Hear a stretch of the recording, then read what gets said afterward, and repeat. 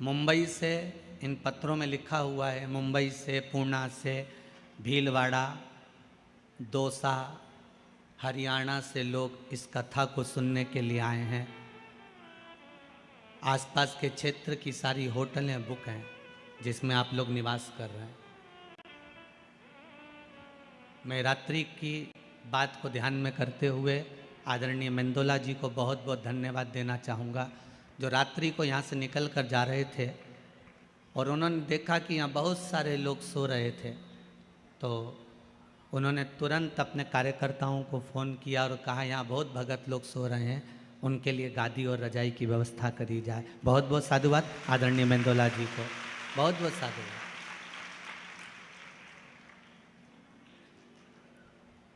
ऐसा विधायक भी जीवन में कम देखने को मिलता है।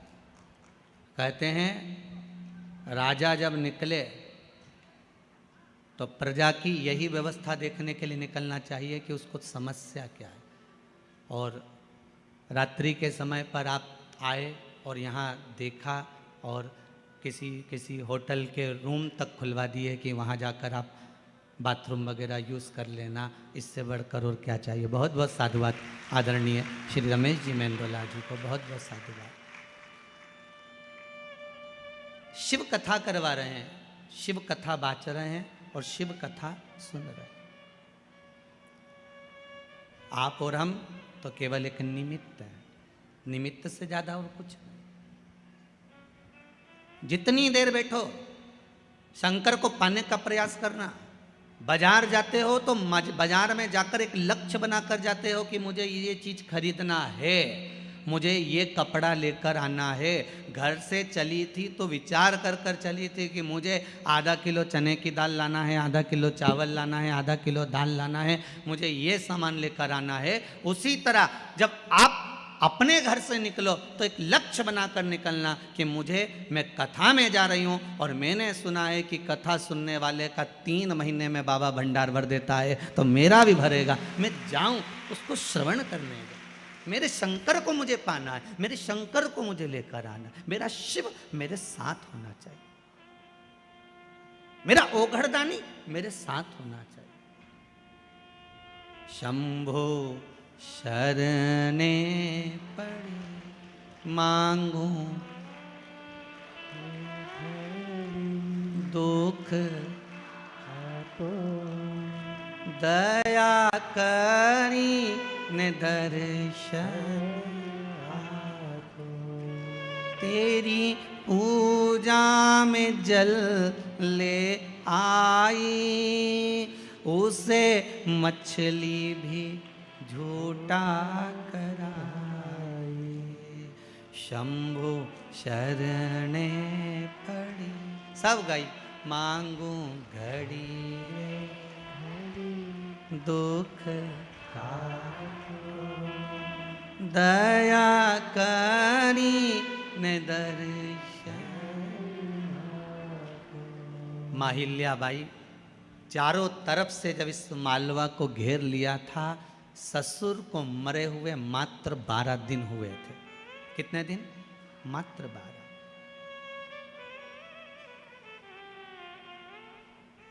केवल 12 दिन। अब जरा विचार करिएगा, 12 दिन मात्र ससुर को मरे हुए और मस्तिष्क पर कितनी चिंता होगी पति के जाने के बाद जब ससुर चला गया होगा। घर में कोई पुरुष का भाव नहीं था। श्री तुकोजी राव जी को जब बिठाया गया था तो ये दत्तक पुत्र थे, गोदी आए हुए।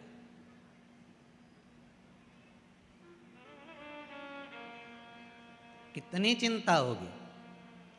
आप कहते हो गुरुजी हम बड़े दुखी हैं, हम बड़े तकलीफ में, पर भगवान से निवेदन करना कि आप बहुत सुखी हैं। दुनिया के कई लोग ऐसे हैं जो पलंग पर पड़े हुए हैं और मौत को मांग रहे हैं कि हमें मृत्यु आ जाए, और भगवान मौत भी नहीं दे रहा। दुनिया के कई लोग ऐसे हैं जो शरीर से ऐसे हो गए कि भगवान से कह रहे हैं अब उठा ले, अब बनता नहीं है, तो भी भगवान मृत्यु तक नहीं।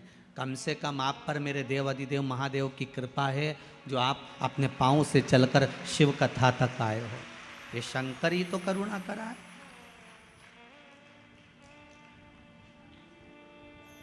शिव की करुणा नहीं तो और क्या है। इतना बड़ा डूम लगाया, वहाँ तक भर गए, यहाँ से लेके वहाँ तक भर गए। यहाँ तैयारी हो रही थी, अब इनके सोचने में पड़ेगा, अब इनको बिठाएं का, भी तो बांसी लगा है, वो में ही फंसा पड़ा है। तो ये व्यवस्था है। शिव बुलाया है आपको, किसी बुलाया किसी ने नहीं। शंकर सुनाने वाला है। वो तो मेंदोला जी सीहोर पहुँचे और बाबा ने कृपा कर कर कथा दी है। शंकर ही लेने गए थे शंकर की कथा को, इसलिए हो रही है, बाबा करा रहा है। पर आपका प्रेम शिव के प्रति है, समर्पण शंकर के प्रति है। अकेली पड़ गई माँ अहिल्या। विद्वान ब्राह्मणों को बुलवाया माता अहिल्या ने, और विद्वान ब्राह्मणों को बुलाकर माता अहिल्या ने एक प्रश्न किया है विद्वान ब्राह्मणों के सामने कि ब्राह्मण देवता, मैं आपके चरणों को नमन करती हूं, आज मेरे ससुर का 12वां दिन है।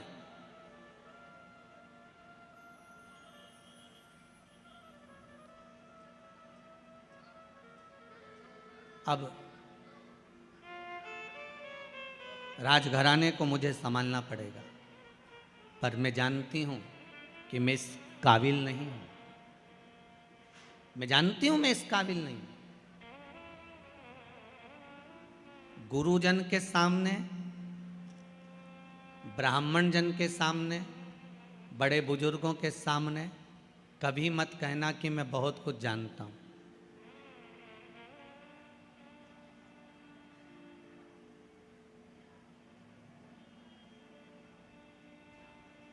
कभी मत कहना।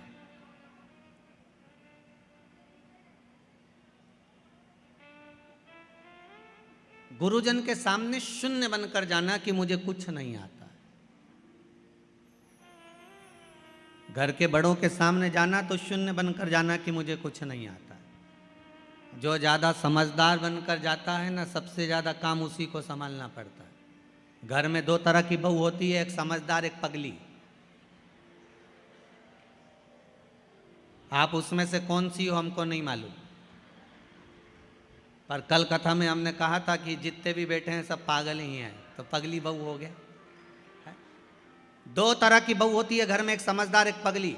जो समझदार बहू होती है ना, घर में शादी आती है तो सारा काम वो संभालती है। मम्मी जी ने रोटी खाई कि नहीं खाई, मामा जी आया कि नहीं आया, काका जी ने भोजन करा कि नहीं करा, अभी तक फूफा जी तो आए ही नहीं। बेचारी काम में लगी रही लगी रही लगी रही लगी रही, और उधर बैंड बाजा बजता रहा, लोग माता पूजने चले गए, और ये घर में ताला कुची लगाती रह गई। बेचारी काम करते करते चाबी लेके दौड़ी, फिर याद आया कि पूजन में माता जी की चुनरी तो घर में ही रह गई, फिर भागी, फिर चुनरी लेके आई। ये समझदार थी ना, इसलिए बार बार इसको जाना पड़ रहा। समझदार थी ना, इसलिए बार बार काम करना पड़ रहा। और एक घर में बहू ऐसी होती है जिसमें अकल नहीं होती है। लोग कहते हैं हमारी छोटी बहू में तो बिल्कुल अकल नहीं, ये तो पगली है। जो पगली है वो माता पूजन में सज धज के खजूर वाली चोटी बना के नाचे कूदे, एंजॉय करे। सबसे ज्यादा एंजॉय वो ही करती है जो पगली होती है।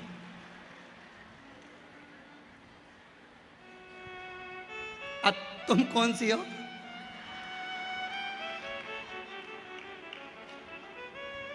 जो ज्यादा समझदार होता है उसको सारा काम करना पड़ता है, और जो पगली होती है, सबसे पहले जो समझदार बहू बेचारी काम में लगी रहे, मेहंदी लगाने तक की फुर्सत नहीं, और जो पगली वो सबसे पहले लगा दो। अच्छा, वो मेहंदी वाली भी क्या यहीं तक लगा दूं जीजी?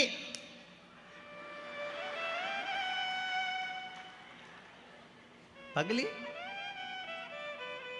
और पार्टी में भी सबसे पहले जाके पूरा स्टॉल निपटा दे, जितना स्टॉल लगा था नहीं सब। और इतने में 2 बहनों तो बात ही करे, बताओ जीजी देख तो तेरी छोटी बहू को तो देख कितनी खाने में लगी है। इतने में सास बोले मेरी बड़ी बहू बहुत समझदार बेचारी, दिन भर काम करी है, तो सही में पगली है, सब दूर खा रही। एक से नहीं पूछा कि तुम खाओगा, अब किससे पूछो, किससे पूछे?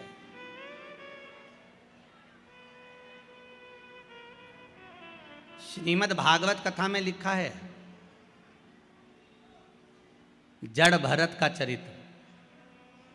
ऋषभ देव जी महाराज के यहाँ भरत हुए, और भरत जी के जब प्राण छूट गए, फिर नाम हिरण की योनि मिली, हिरण की योनि से छूटे फिर मनुष्य की योनि मिली। श्रीमद् भागवत कहती है मनुष्य की योनि मिलने के बाद में उनका नाम पड़ गया भरत।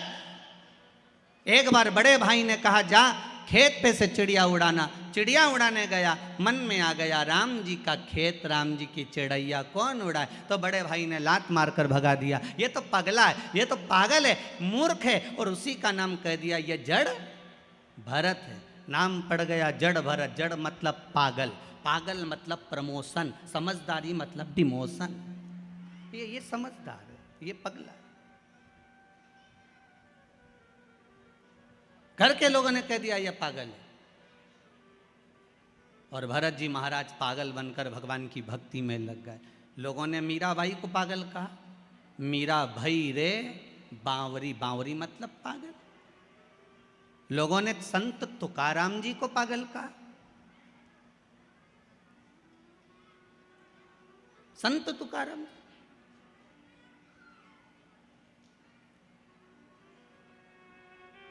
संत नामदेव जी को लोगों ने पागल कहा। रामकृष्ण परमहंस जी को लोगों ने पागल कहा।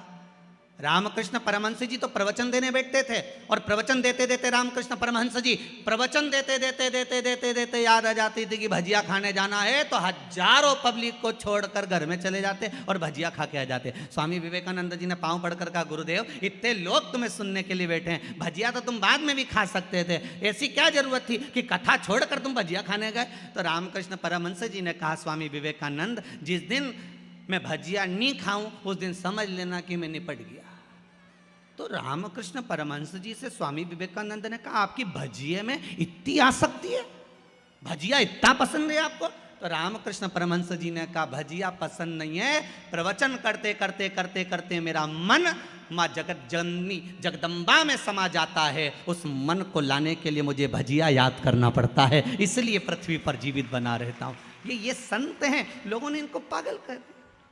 रामकृष्ण परमहंस जी को लोगों ने पागल कर दिया, संत तुकाराम जी को लोगों ने पागल कहा, नामदेव जी को लोगों ने पागल कहा। नामदेव जी के घर में लग गई आग, नामदेव जी ने दूसरा भी दरवाजा खोल दिया, अग्नि देवता से कहा इसमें भी घुस जाओ, जा आग लगा दो, कुर्सी रखी इसमें भी जला दो। गांव के लोग तो पानी डाल रहे और नामदेव जी आग लगा रहे। गांव के लोगों ने कहा नामदेव जी हमने तुम्हारे लिए गादी, 2 कम्बल, 1 तकिया बचा लिया, ठंड का समय है, रात को सोओगे कैसे। नामदेव जी ने कहा कहाँ है, तो क्या ये रिया। गांव के लोगों से लेकर नामदेव जी ने कहा लो अग्नि देवता तुम ही सो लो, और अग्नि देवता को दे दिया वो कम्बल गद्दा भी। गांव के लोगों ने कहा ये तो पगला है, बताओ इसके लिए बचा के रखा था, इसने और आग लगा दिया। गांव के सरपंच ने कहा आज रात्रि को नामदेव को कोई कम्बल मत देना, कोई गादी मत देना, इसको ठंड में कांपने दो, पड़े रहने दो इसको। नामदेव जी महाराज रात को आम के पेड़ के नीचे ठंड में कुकड़ के पड़े हुए थे। इतने में भगवान को लगा कि मेरे नामदेव ने अग्नि में भी मेरा दर्शन करा है, मेरे नामदेव ने अग्नि में भी मुझे देखा है। तो तुरंत मेरे नारायण रात्रि को आए, नामदेव को गादी तकिया लगाकर मखवल के गादी पर तकिए पे सुलाकर चले गए और पूरे सुंदर झोपड़े का निर्माण कर दिया, सुंदर भवन का निर्माण कर दिया, बहुत सुंदर भवन का निर्माण करा। रात्रि के बाद में सुबह सुबह गांव के लोगों ने विचार करा जरा चल के देखते हैं कि नामदेव की हालत क्या है, जिंदा है कि मर गया। जाके देखा तो नामदेव तो मखवल के गादी तकिया पे सो रहा है। सुंदर झोपड़ी बनी, इतनी सुंदर कि किसी ने देखी नहीं थी, इतनी सुंदर बनी। सारे गांव के लोगों ने कहा नामदेव जी तुम्हारी ये झोपड़ी किसने बनाई। नामदेव जी बोले पता नहीं, परंतु हमारा कोई रिश्तेदार आया होगा। सारे गांव के लोग बोले नामदेव जी हाथ जोड़ के निवेदन है एक आध मकान ऐसा हमारा भी बनवा दो। नामदेव जी ने कहा लगाओ आग, अपना अपना घर में आग तो लगा, अभी बन के तैयार।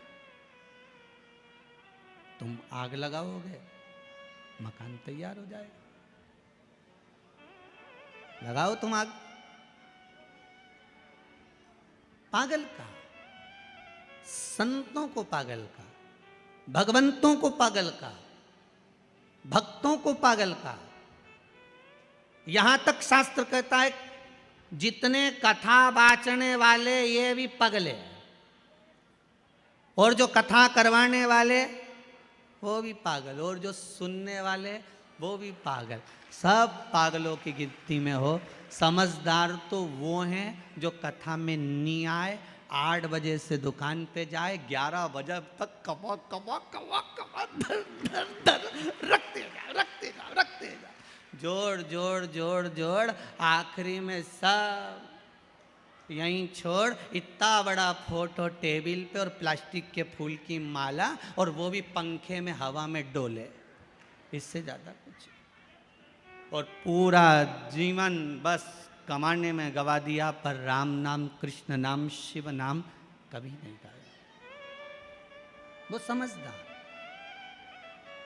और हमें भगवान भोलेनाथ जी से कह देना, हमको समझदार मत बनाना, हमें समझदार मत बनाओ, हमें तो आपकी भक्ति में, आपके भजन में, आपके स्मरण में हमें पागल बना कर रखो। हमें नहीं बनना समझ, हम आपकी भक्ति में डूबे रहे।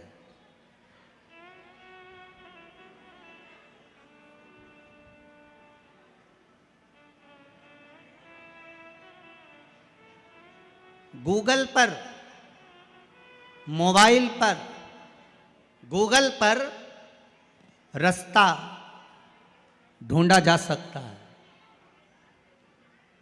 गूगल पर रास्ता ढूंढा जा सकता है, पर मोक्ष गूगल पर नहीं ढूंढ सकते। मोक्ष तो शिव महापुराण में ही ढूंढा जा सकता है। केवल ये मोक्ष शिव महापुराण में ही ढूंढा जा सकता है।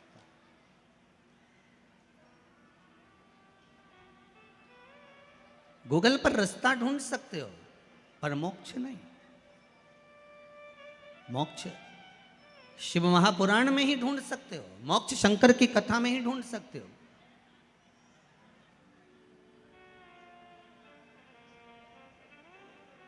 और मोक्ष ढूंढना है तो शंकर की शरणों में, शंकर के चरणों में जाकर, शंकर भगवान के चरणारविंद में पहुंचकर मोक्ष की प्राप्ति आप कर सकते हो,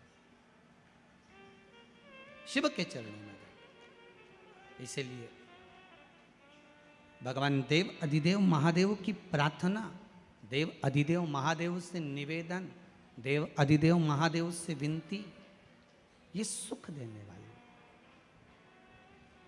तेरी पूजा में दूध ले आई, उसे बछड़ा भी झूठा कराई। शंभु शरणे पड़ी, मांगू घड़ी रे घड़ी, दुख काटो दया करी ने दर्शन। भगवान से प्रार्थना कर सकते, उस शंभू से निवेदन कर सकते, फिर क्यों ना दे बाबा।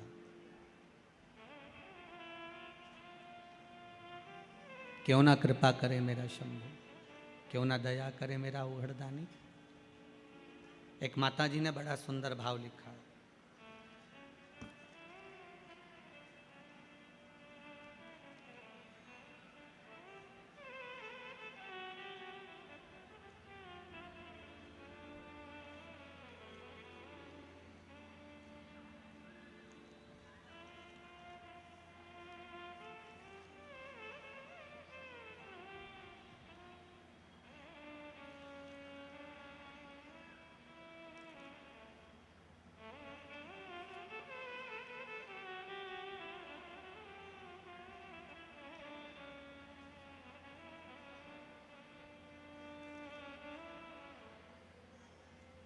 गुरुदेव,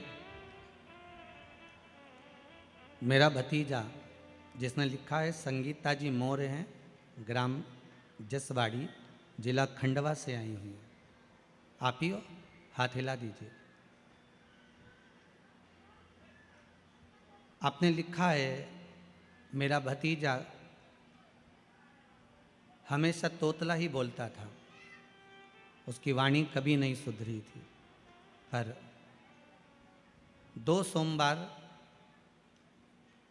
जो उपाय बताया गया था, बेले का जो फल है उस फल के गुर्दे को निकाल कर, वही वाला करा होगा ना, उसमें पानी भरकर शंकर भगवान को चढ़ाकर उस पानी को पीना प्रारंभ करना था। बाबा ने ऐसी कृपा करी है, अपने पत्र में लिखा है कि 2 सोमवार करने पर मेरे भतीजे की वाणी शुद्ध हो गई, तोतला बोलना बंद कर दिया। बहुत बहुत बधाई आपको। बैठिए, आप विराजिए, बैठिए।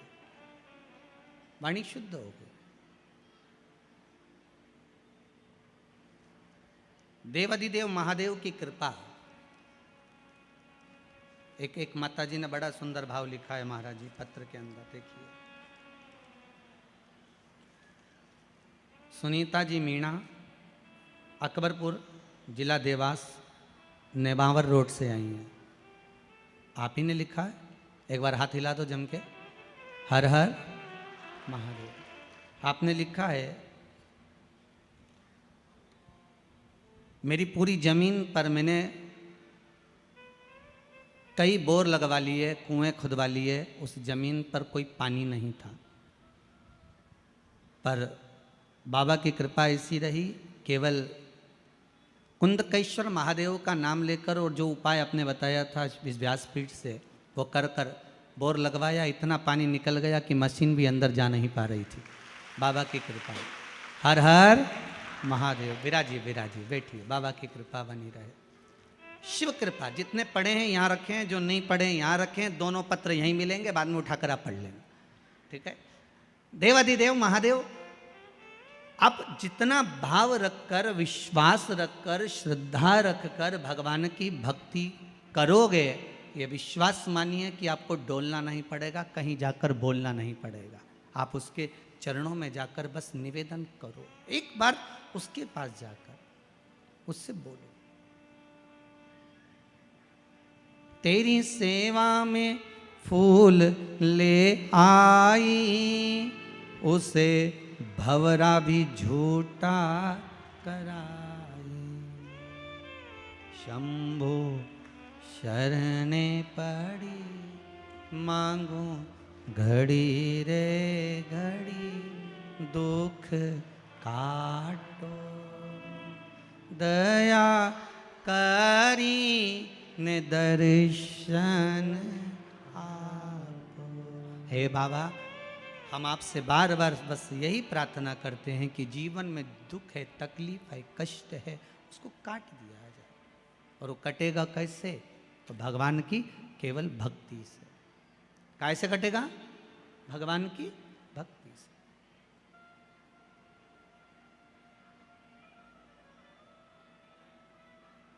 दुनिया के लोग जरा सी बात से आपको छोड़ देते हैं। थोड़ी सी बात हुई और दुनिया के लोगों ने आपको छोड़ दिया। जब जरा सी बात से दुनिया के लोग आपको छोड़ देते हैं, तो यह विश्वास मानकर चलना, जरा सी प्रार्थना से शंभु आपको पकड़ सकते हैं। मात्र थोड़ी सी प्रार्थना, बहुत है उतनी प्रार्थना।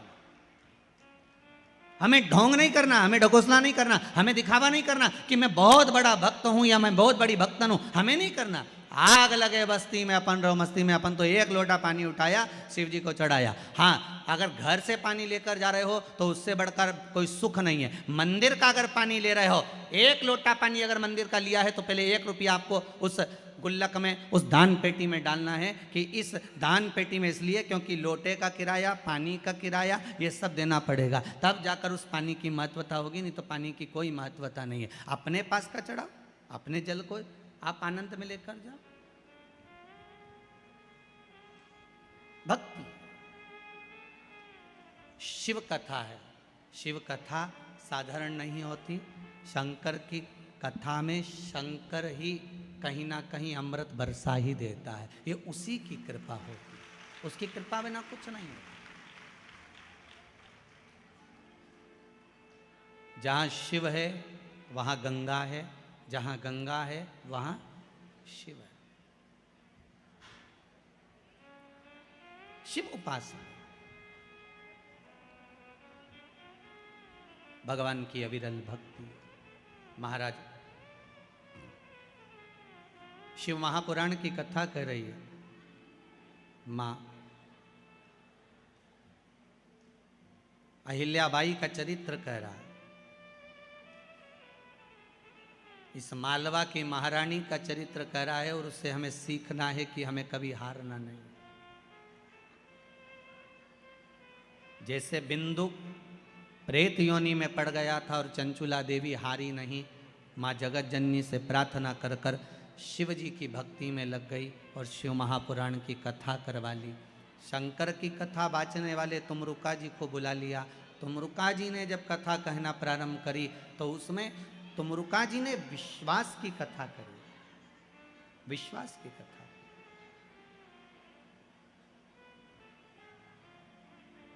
भरोसे की कथा, विश्वास की।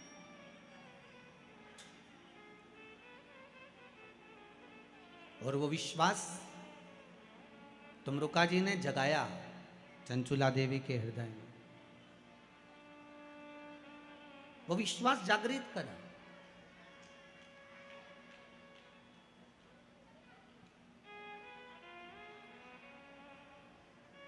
एक बात बहुत अच्छे से ध्यान करना, अभी जब कथा चालू नहीं हुई थी 2 दिन पहले तक इंदौर का माहौल बहुत गर्म था, सूरज की किरणें बड़ी तपा रही थी, गर्मी भी भरपूर थी। पर बाबा की जब कथा चालू हुई है कल से, आपको ऐसा महसूस होगा जैसे कैलाश धाम में बैठकर कथा श्रवण कर रहे हैं।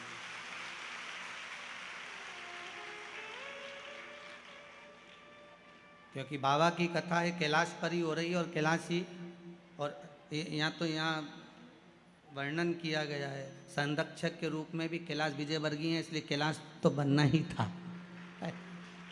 तो बाबा की कृपा, अभी तो कुछ हुआ नहीं, अब थोड़ी देर बाद हो सकता है बाबा कृपा कर दे 2-4 बूंद गंगा जी की भी टपका दे, तो कोई भरोसा नहीं हो, आ गई क्या बस। तो फिर तो वो तो बाबा के हाथ में है, बाबा करने वाला और बाबा कराने वाला है, उसके सिवा कुछ नहीं।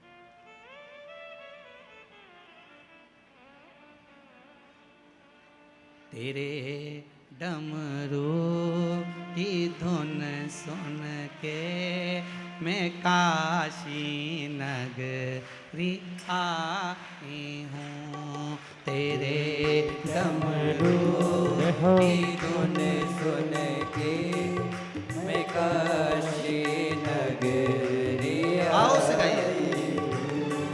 तेरे डमरू की धुन सुन के मैं काशी नगरी आई हूँ। तेरे डमरू की धुन सुन के मैं काशी नगरी आई हूँ। मैं काशी नगरी आई हूँ, मैं काशी नगरी आई हूँ। मैं काशी सब गाइए आई हूँ, मैं काशी नगरी आई हूँ। मैं काशी नगरी आई हूँ, मैं काशी नगरी आई हूँ। मैं काशी नगरी आई हूँ, मैं काशी नगरी आई हूँ। मेरे भोले हो बम बोले, मैं काशी नगरी आई हूँ। मेरे भोले हो बम बोले, मैं काशी नगरी आई हूँ। जय हो।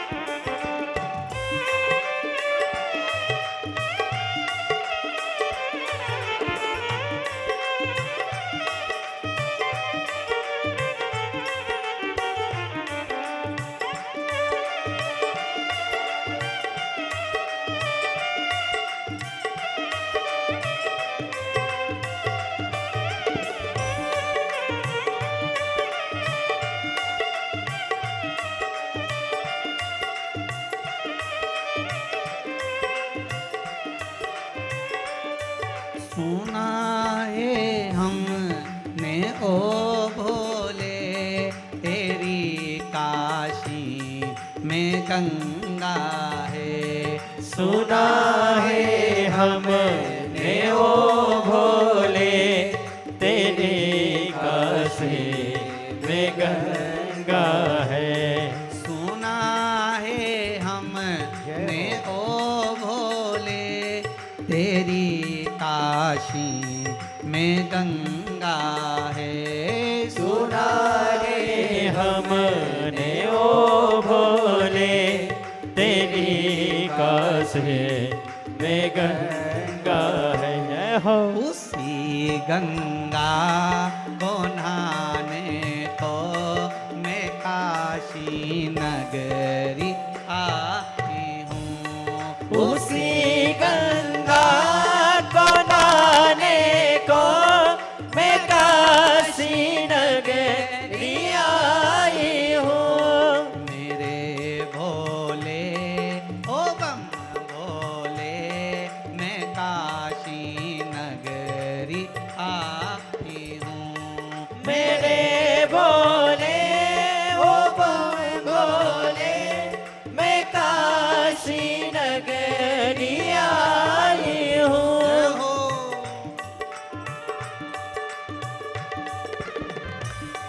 जय हो।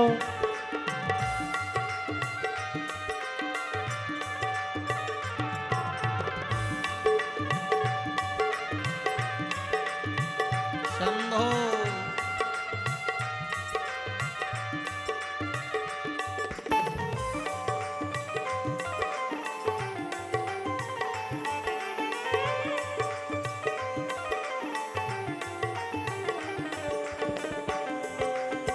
जय हो।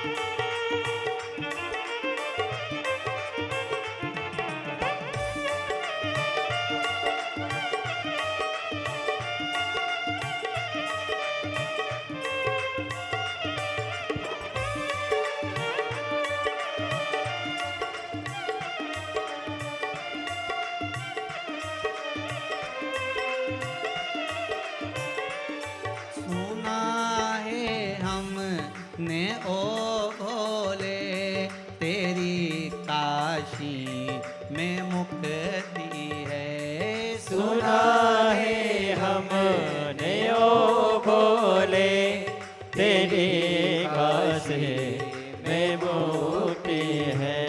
सुना है हमने ओ भोले तेरी काशी में मुक्ति है। सुना है हमने ओ भोले तेरी काशी में मुक्ति है।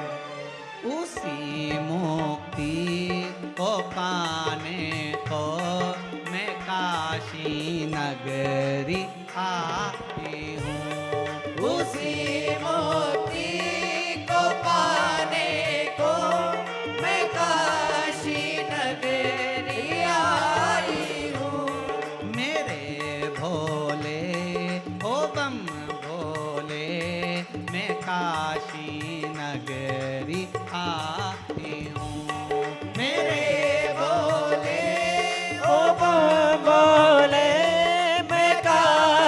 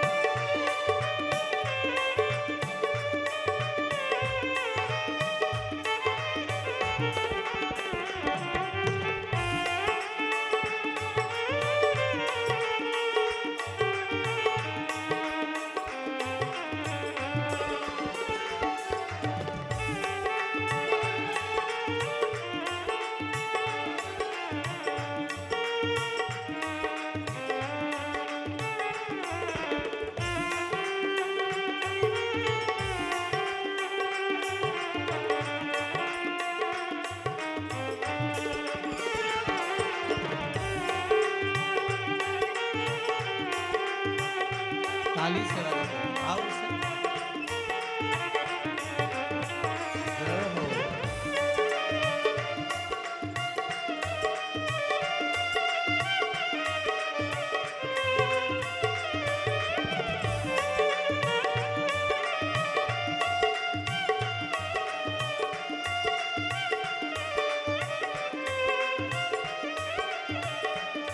सुना है हमने ओ भोले तेरी काशी में गौरा है।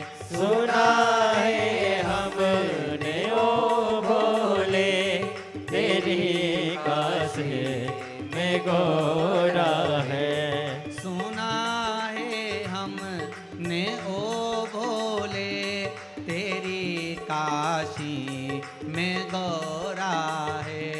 सुना है हमने ओ भोले तेरी काशी में गोरा है।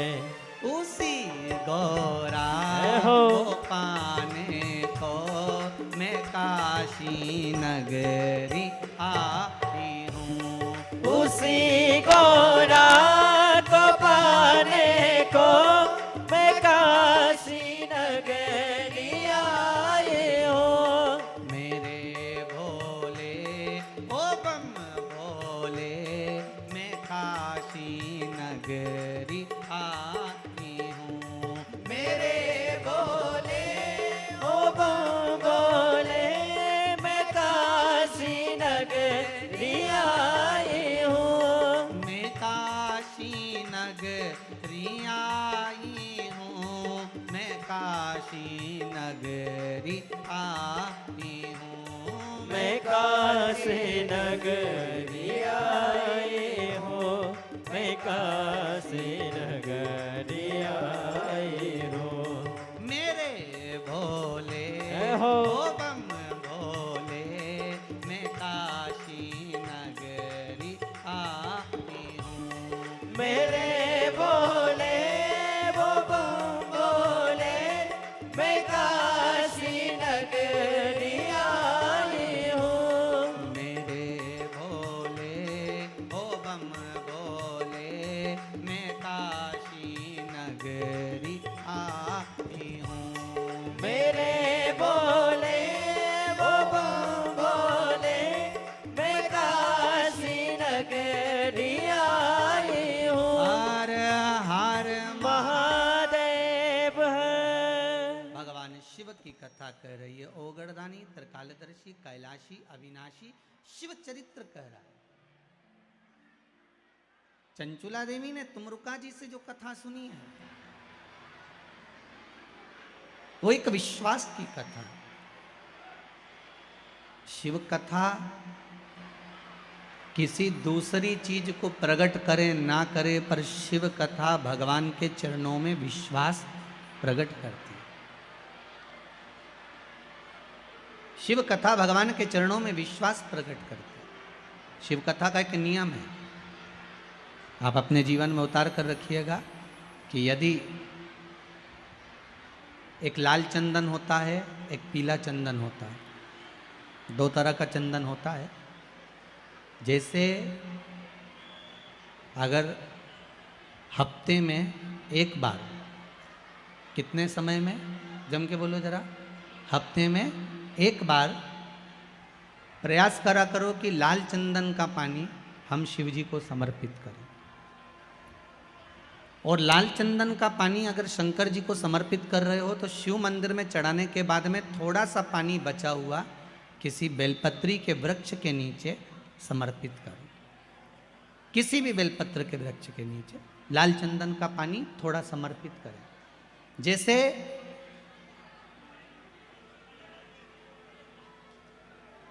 अगर बच्चों का विवाह नहीं होता है, शादी नहीं होती है, तो अपन लोग क्या करते हैं कि भाई एक बेलपत्री का जो पत्ता होता है उस पत्ते के बीच वाली जो पत्ती होती है उस पत्ती पर अपन केसर को घिसकर, केसर को घोलकर उस पत्ती पर अपन केसर का तिलक लगा देते हैं। और केसर का तिलक लगाकर जिसका विवाह नहीं होता उसकी ये बीच वाली उंगली पर ये बीच वाली पत्ती को अंगूठे से टच कर कर उसको रख देते हैं। उसका नाम और गोत्र बोलकर उस पत्ती को शंकर भगवान पर किसी भी प्रदोष के दिन शिव जी को समर्पित कर देते हैं। बस इतना याद रखें कि इस पत्ती का जो मुख है वो जलाधारी की ओर होना चाहिए जब हम चढ़ाएं उस समय पर।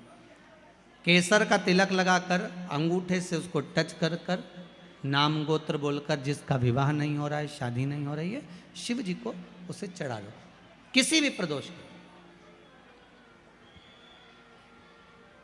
और किसी भी शिव मंदिर में आप उसको समर्पित कर सकते। किसी भी प्रदोष को किसी भी शिव मंदिर में आप समर्पित कर दीजिए, बाबा से निवेदन करिएगा, बाबा स्वीकार करेगा और विश्वास है कि 3 महीने में बाबा उसका विवाह पक्का कर ही देगा। ये पक्का है। शिव स्मरण करनी। भगवान देवाधिदेव महादेव की कथा कह रही है, शंकर का चरित्र कह रहा है, मेरे शिव का अनुमोदन कर रहा है कि शिव महापुराण विश्वास को जागृत करती है।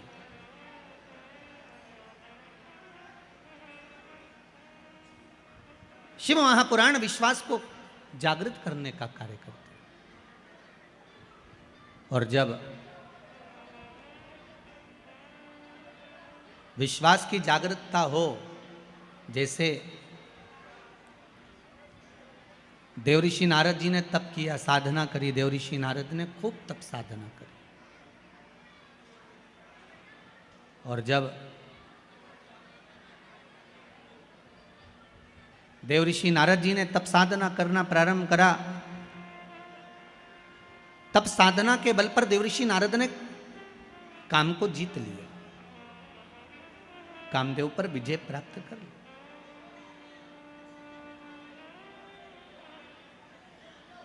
काम तो जीत लिया, पर थोड़ा सा देवऋषि नारद ने जब कामदेव को जीता तो थोड़ा सा अभिमान देवऋषि नारद के भीतर प्रकट हो गया।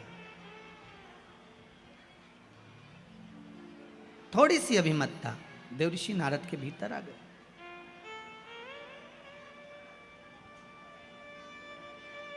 अब कोई बच्चा जब अच्छे नंबर से पास होता है ना, तो सबसे पहले उसी के घर जाता है जिसकी सप्लीमेंट्री आती है, या उसके घर जाएगा जो फेल हो गया। देवऋषि नारद सबसे पहले अगर कामदेव पर विजय प्राप्त करे तो भगवान शंकर के पास गए,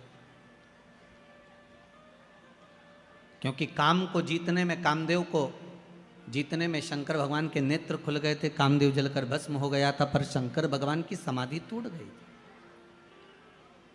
भगवान ओघड़दानी की समाधि टूटी है, भगवान शिव की समाधि टूट गई। अब देवऋषि नारद ने जाते से ही सबसे पहले शंकर भगवान के पास में जाकर हर हर महादेव कहा, और हर हर महादेव कहकर शंकर भगवान से कहा। भोलेनाथ जी ने कहा, ओ नारद जी कैसे आना हुआ? नारद जी बोले, आपको मालूम नहीं, मैंने कामदेव पर विजय प्राप्त कर ली। आप जानते नहीं?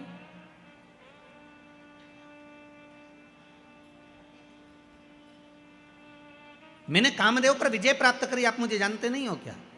भगवान शंकर ने मन में सोचा कि मेरे को तो मालूम था कि आपने काम पर विजय प्राप्त कर ली, पर शंकर भगवान के सामने देवऋषि नारद ने एक शब्द कह दिया, जिस कामदेव को आप नहीं जीत पाए उस कामदेव को मैंने जीता है। अब शंकर भगवान से कोई पूछे कि तुमने कामदेव को क्यों नहीं जीता, तो शंकर भगवान बोले, भैया ये रिश्तेदारी की बात है, रिश्तेदारी में हारना ही सबसे अच्छा काम होता है। बोलो सही है कि गलत है? अब जब दूल्हा दुल्हन का, बन्ना बन्नी का जब कंकन डोरा छोड़ा जाता है और उनको ऐसे कुछ पटक के पानी में, दूध की थाली में उनसे कहा जाता है इसमें ये सामान पड़ा है ना, उठा। अब बेचारा छोरा जो होता है, लड़का जो होता है, वो तो बेचारा शर्मा शर्मी में रह जाए कि बेचारी अब इसी को उठा लेने दो, दादा तू उठा ले, उठा ले। अब वो तो रह जाए, अब ये नहीं उठाए। तो इसमें ये कैसे कह सकते हो कि छोरा ये जो है बेचारा सीधा साधा पड़ गया? छोरा सीधा साधा नहीं है, वो तो परिवार को लेकर चलना है, कुटुंब को लेकर चलना है, समाज को लेकर चलना है, इसलिए थोड़ा नम्र बनना जरूरी है। इसलिए उसको मालूम है कि अब मेरे को नम्रता रखना है। शंकर भगवान से कोई पूछे कि तुमने कामदेव को क्यों नहीं जीता, भगवान विष्णु तक ने पूछ लिया था भगवान शंकर से, जब तुमने सबको जीत लिया तो कामदेव को क्यों नहीं जीता? तो शंकर भगवान ने कहा, भगवान नारायण आप तो जानते हो मैं सती का पति हूँ, ये रति का पति है। सती और रति एक ही पिता की दो पुत्रियां हैं, सग्गी बहन है, ये मेरा साड़ू भाई है। अगर ये मेरे यहाँ आया था, मैं उठकर नहीं खड़ा होता तो घर जाता, तुम्हारी धर्मपत्नी क्या कहती कि तुम मेरे बहन का पति आया और उसका सम्मान नहीं करा। तो रिश्तेदारों के आगे कभी अहंकार की बात नहीं करना, संबंधों की बात नहीं करना, रिश्तेदारों के आगे तो ये से बनकर चलना कि साधर। जैसे कहते ना, 4 लोगों को समझाना सबसे कठिन काम। पहला अपने पड़ोसी को,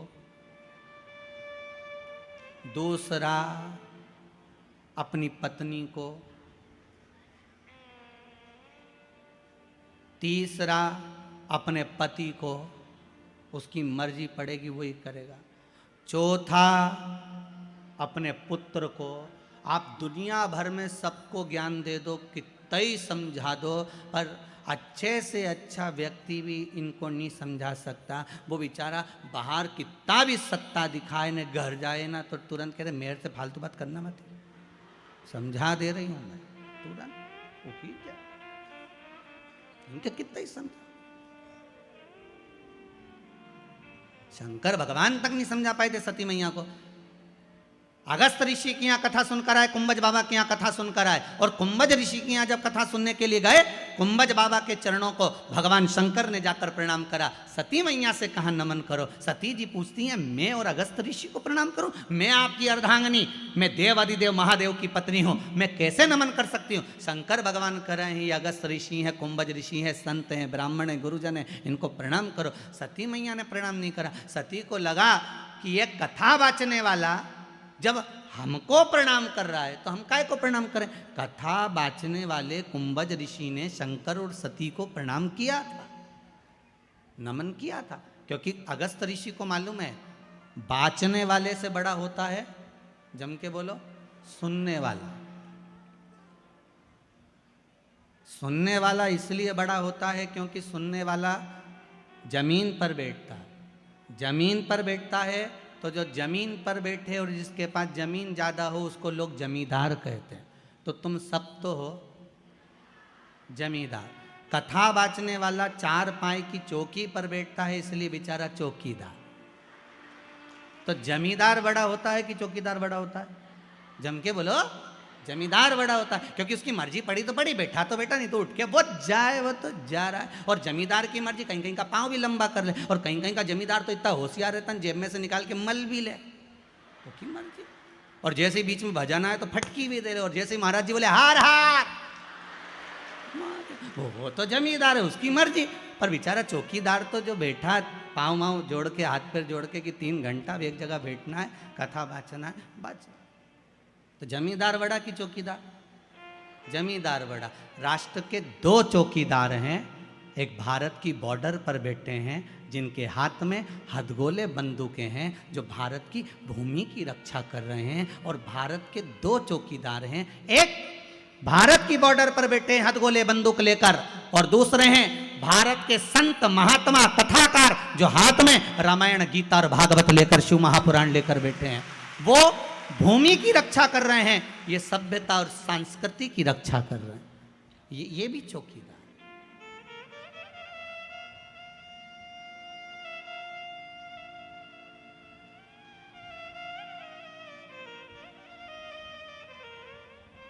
ये भी चौकीदार।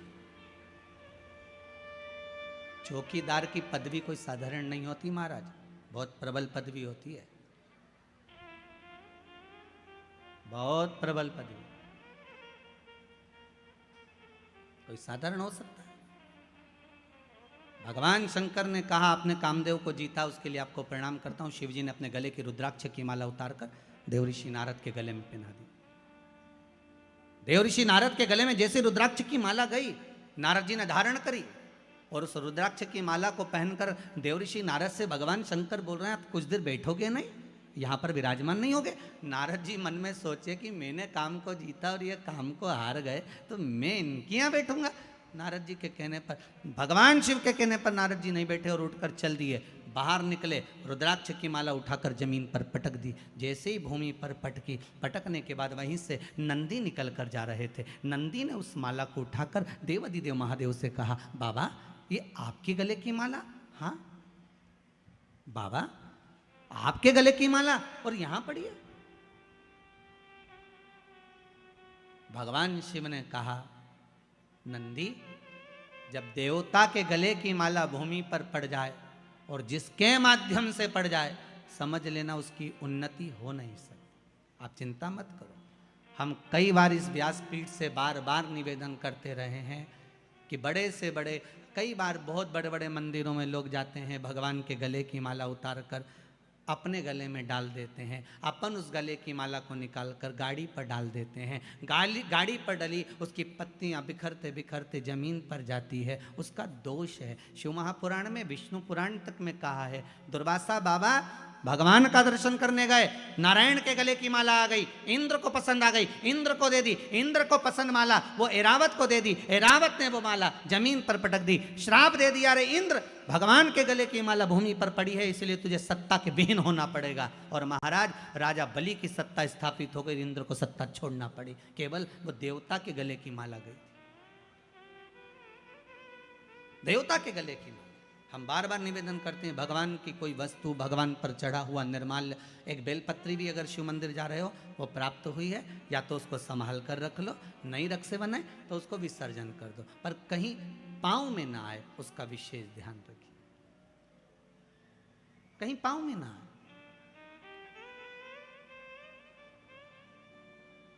भगवान पर चढ़ा, आज देवर्षि नारद ने जो रुद्राक्ष की माला फेंकी है उसका भोग नारद जी को भोगना पड़ेगा। और नारद जी यहां से सीधे जब जाने लगे तो भगवान शंकर ने कहा, सुनो नारद रुको जरा, एक बात और अच्छे से सुनकर जाओ, जो तुमने मुझसे कहा वो महादेव की बात अब ये भगवान विष्णु से मत कहना। नारद जी को लगा एक तो मैं अच्छे नंबर से पास हो गया, ऊपर से कह रहे हैं कि किसी को बताया भी ना जाए कि मेरे इतने % आए। भगवान ने खूब समझाया देव ऋषि नारद को, पर नारद कहां समझते, कहां समझे। एक विद्वान पंडित अपनी पत्नी से कहे, सुनो कल एकादशी है, व्रत कर लेना। पत्नी विश्वास नहीं करेगी, पहले पड़ोसन से पूछ के आएगी, क्यों तू एकादशी कब कर रही है। वो विद्वान है बेचारा, इतना विद्वान की लोग उससे पूछ रहे हैं, पर वो भी पड़ोसन से पूछ रही, तू बता एकादशी कब करे। सबसे ज्यादा दिक्कत होती है वो हरतालिका तीज के व्रत में, तू कब करेगी। तो हरतालिका तीज का व्रत और माताओं का पूरे मोहल्ले में घूमना, तू कब करेगी, तू कब करेगी। और शंकर जी भी उस दिन इतने व्यस्त रहते हैं, शंकर भगवान से पूछा जाए आज अब कैसे हो, शिव जी बोलते हैं बस मस्त हूँ, पूछो ही मत ही बस। और चारों तरफ से माताएं शंकर जी को घेर लेती हैं, नीचे पाटे पर थाली में शिवलिंग और उसकी पूजन, और पूजन के साथ में फिर शंकर जी पे चढ़ाई हुई सारी वस्तु सब चढ़ाते जा रहे, चढ़ाते जा रहे, चढ़ाते जा रहे। भोलेनाथ जी आराम से बैठे, साथ में पार्वती जी भी बैठी। पार्वती जी बोल रही हैं, भोलेनाथ बहुत कुछ चढ़ा दिया गया है, भजन लग रहा होगा। शंकर जी बोले फालतू बात मत करो, सुबह 4 बजे तक ऐसी बैठी रहो, इसके सिवा अपने को बोलना, अपने को नहीं बोलना बिल्कुल 4 बजे तक। बहुत अच्छा हुआ कि पोथी में सब कुछ लिख दिया कि ये चीज़ चढ़ाना, नहीं तो इनका मन पड़ता तो कद्दू लेके आ जाती बड़ा सारा, वो भी चढ़ा के चली जाती, बड़ा गजब का। सबसे ज्यादा आनंद शंकर जी से पूछा जाए कौन से दिन आता है, तो शिव जी कहेंगे मुझे हरतालिका तीज बड़ी पसंद है। शिव जी से पूछा वो क्यों, पार्वती जी ने जो तप करा था, साधना करी थी, उपास करा था, व्रत करा था, पार्वती जी ने ऐसा व्रत करा, ऐसा तप करा, ऐसी साधना करी, उस व्रत से मैं बड़ा प्रसन्न हूं। सबसे ज्यादा प्रसन्न मेरे शंकर हरतालिका तीज के दिन होते, सबसे ज्यादा प्रसन्न। और माताओं से निवेदन रहा है, बार बार कहते हैं, आप अगर हरतालिका तीज का व्रत नहीं भी करते हो तो भी 5-6 वृक्ष की 7 वृक्ष की पत्तियों को तोड़कर हरतालिका तीज के दिन शंकर भगवान को समर्पित कर दो, शंकर जी उस व्रत को स्वीकार कर लेते हैं, इतने प्रसन्न हो जाते हैं मेरे दिल। शिव की प्रसन्नता है हरतालिका तीज का व्रत। सबसे सरल देव एक ही है, कौन से है, जम के बोलो जरा, देव अधिदेव महादेव, बहुत सरल। बाकी के देवता उनको तो चंदन लगाओ, उपटन लगाओ, कपड़े पहनाओ, आभूषण पहनाओ, ये धराओ वो धराओ, भोग लगाओ, इनके तो कुछ मत धराओ, 1 लोटा पानी 3 बार ताली, बम बम बोला अपने घर जाओ, अच्छा, शिव जी के मंदिर में बैठने की भी जगह नहीं होती। राम जी के मंदिर में जाओ तो थोड़ा बैठ जाओ, भगवान विष्णु के मंदिर में जाओ तो बैठ जाओ, शंकर जी के मंदिर में बैठने की भी जगह नहीं होती, क्योंकि लोग पानी इतना ढोल के जाते, साड़ी भी बचा के चलना पड़ती है। तो शिव जी कहते हैं मेरे पास मत बैठो, मेरे पास बैठकर समय बर्बाद मत करो। मेरा ओघड़दानी, मेरा महादेव, देव अधिदेव महादेव कहते हैं, मैं जिसकी आराधना में लगा हूं, शंकर राम की आराधना करते हैं, राम शंकर की आराधना करते हैं। आपसे भी शिव जी कहते हैं आप भी उसकी आराधना में डूब जाओ, समय बर्बाद मत करो। ये समय बड़ा कीमती है, क्यों इसको छोड़ रहे हो, क्यों इसको बर्बाद करो। नारद जी पहुंचे भगवान विष्णु के यहां। भगवान विष्णु से देवऋषि नारद ने जाकर कहा, श्रीमन नारायण। भगवान विष्णु ने एक बार भी नारद जी से नहीं कहा कि बैठो, क्योंकि शंकर जी ने बैठने का कहा था तो नहीं बैठे थे, तो भगवान विष्णु क्यों बोले कि बैठो। नारद जी ने जाते से ही कहा, प्रभु मैं नारद।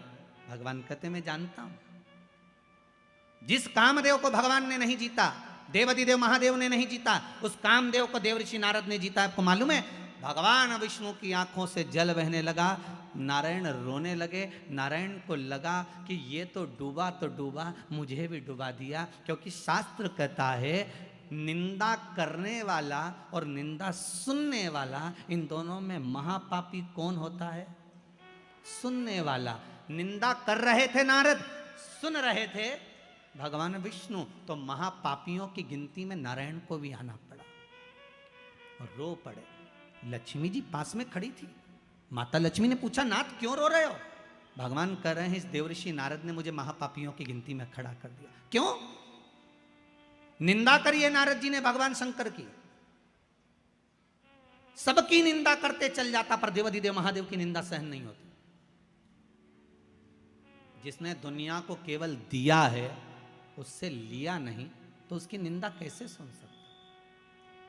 उसकी निंदा कैसे सुने? प्रभु तो रो क्यों रहे हो? भगवान ने कहा, देवऋषि नारद ने निंदा करी, शंकर जी की निंदा करने वाला, भगवान की निंदा करने वाला पशु का मुख लगता है, और निंदा सुनने वाले को भी पशु का मुख लगता है। नारद जी ने तो अपनी गति बिगाड़ ली, ये नारद को तो बंदर का मुख लगेगा, पर मैंने निंदा सुनी है इसलिए मुझे घोड़े का मुख लगेगा। भगवान विष्णु का एक अवतार हुआ, हयग्रीव अवतार, जिसमें भगवान को घोड़े का मुख लगा कि नहीं लगा? घोड़े का मुख, मुझे घोड़े का मुख लगेगा, और वो देवऋषि नारद के कारण लग रहा है। ये देवऋषि नारद के चक्कर में लग रहा है,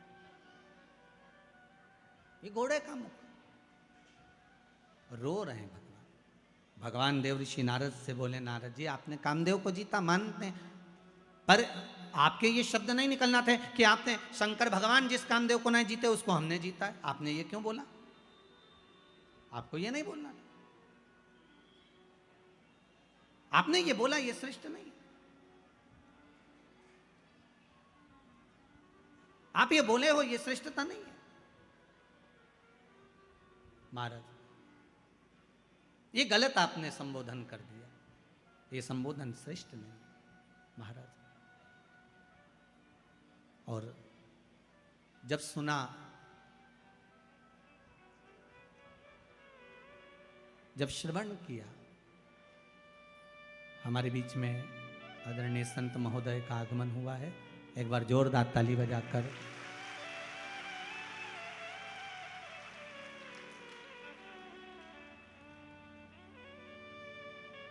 भगवान देवाधिदेव महादेव की कथा।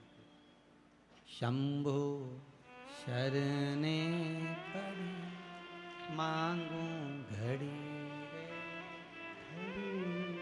दुख दया करी।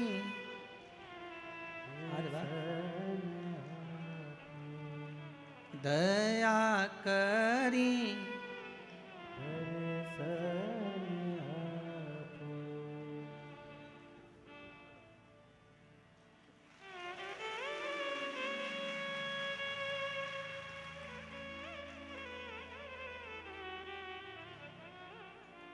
शंभो शरणे पड़ी मांगू घड़ी रे, दुख काटो दया करी ने दर्श दया करी ने दर्श हर हर महान। भगवान शिव की कथा कर रही है, ओगड़दानी शंभू की कथा कर रही है। देवर्षि नारद के शब्द सुनकर भगवान विष्णु की आंख में जल भर गए। नारद अपनी गति तो बिगाड़ी बिगाड़ी, मेरी भी गति आपने बिगाड़ दी। और देवर्षि नारद रास्ते में से गए, वहां एक कन्या के स्वयंवर में पहुंच गए। सील निधि राजा की कन्या का स्वयंवर था, वहीं पर भगवान से रूप मांगा, बंदर का मुख लग गया और देवर्षि नारद का अभिमान टूटा।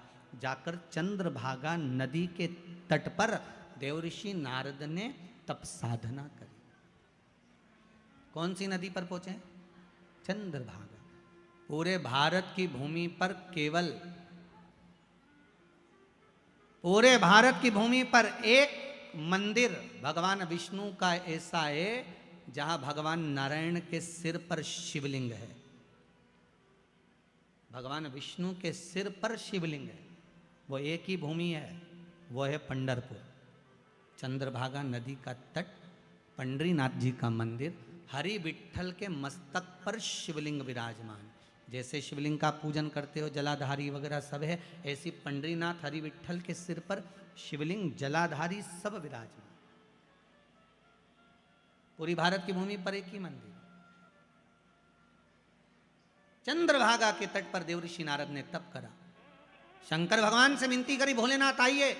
तब बाबा विश्वनाथ भगवान शंभू ने आकर दर्शन दिया, मांगो क्या चाहिए। भगवान नारायण भी सामने आकर खड़े हो गए, प्रभु आपको मेरे मंदिर में प्रवेश करना है। भगवान कहे इतनी भीड़ कैसे आऊंगा। भगवान नारायण ने अपने मस्तक पर भगवान शंकर को विराजमान कर लिया। कितना प्रेम होगा देवताओं में, भगवान विष्णु, भगवान शंकर, भगवान ब्रह्मा में। पर हमने उनमें भेद कर दिया, ये राम वाला, वो कृष्ण वाला, वो जगदम्बा वाला, वो शिव वाला, हमने भेद कर दिया। पर भगवान में कभी भेद नहीं हुआ।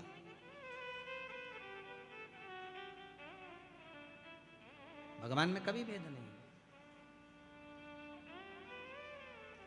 ब्रह्मा विष्णु सदा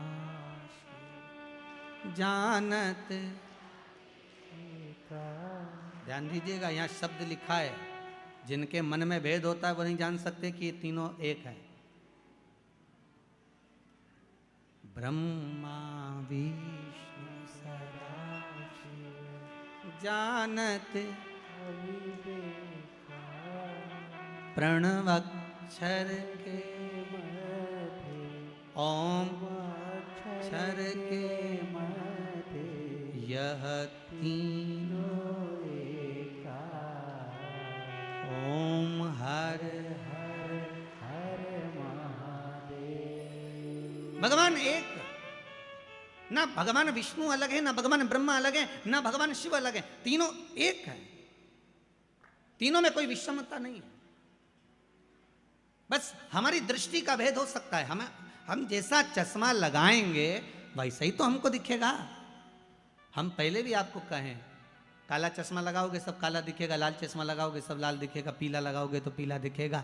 कामी को कामी नजर आता है, अहंकारी को अहंकारी नजर आता है, तृष्णावान को तृष्णावान नजर आता है, साहूकार को साहूकार नजर आता है, बेईमान को बेईमान नजर आता है, ईमानदार को ईमानदार नजर आता है, धर्मात्मा को धर्मात्मा नजर आता है, पुण्यात्मा को पुण्यात्मा नजर आता है, संत को संत, भगवंत को भगवंत नजर आता है, साधु को सब साधु नजर आते हैं। आपकी दृष्टि जैसी होगी सामने की सृष्टि वैसी ही नजर आएगी। संत तुकाराम जी को रात्रि में नींद नहीं आ रही थी, दरवाजे के बाहर जाकर बैठ गए थे।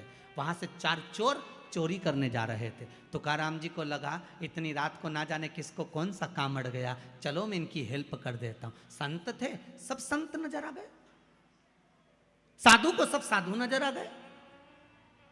संत तुकाराम जी उनकी हेल्प करने के लिए, उनको सहयोग करने के लिए उनके पीछे जाने लगे। चोरों ने विचार करा तुकाराम आ रहा है, किसी को बता देगा। एक चोर ने कहा चिंता मत करो, अपनी टोली में शामिल कर लो। अपनी टोली में? हाँ। चारों ने कहा सुनो तुकाराम, हमारे साथ चल रहे हो, चलो, मना नहीं है, आधा आधा तुमको भी दे देंगे। तुकाराम जी को लगा कि इनका जो काम होगा आधा मुझे दे देंगे। अच्छा हेल्प कर दूंगा, फ्री तो बैठा हूँ रात को, करना क्या, आधी रात को फ्री तो हूँ, चलो।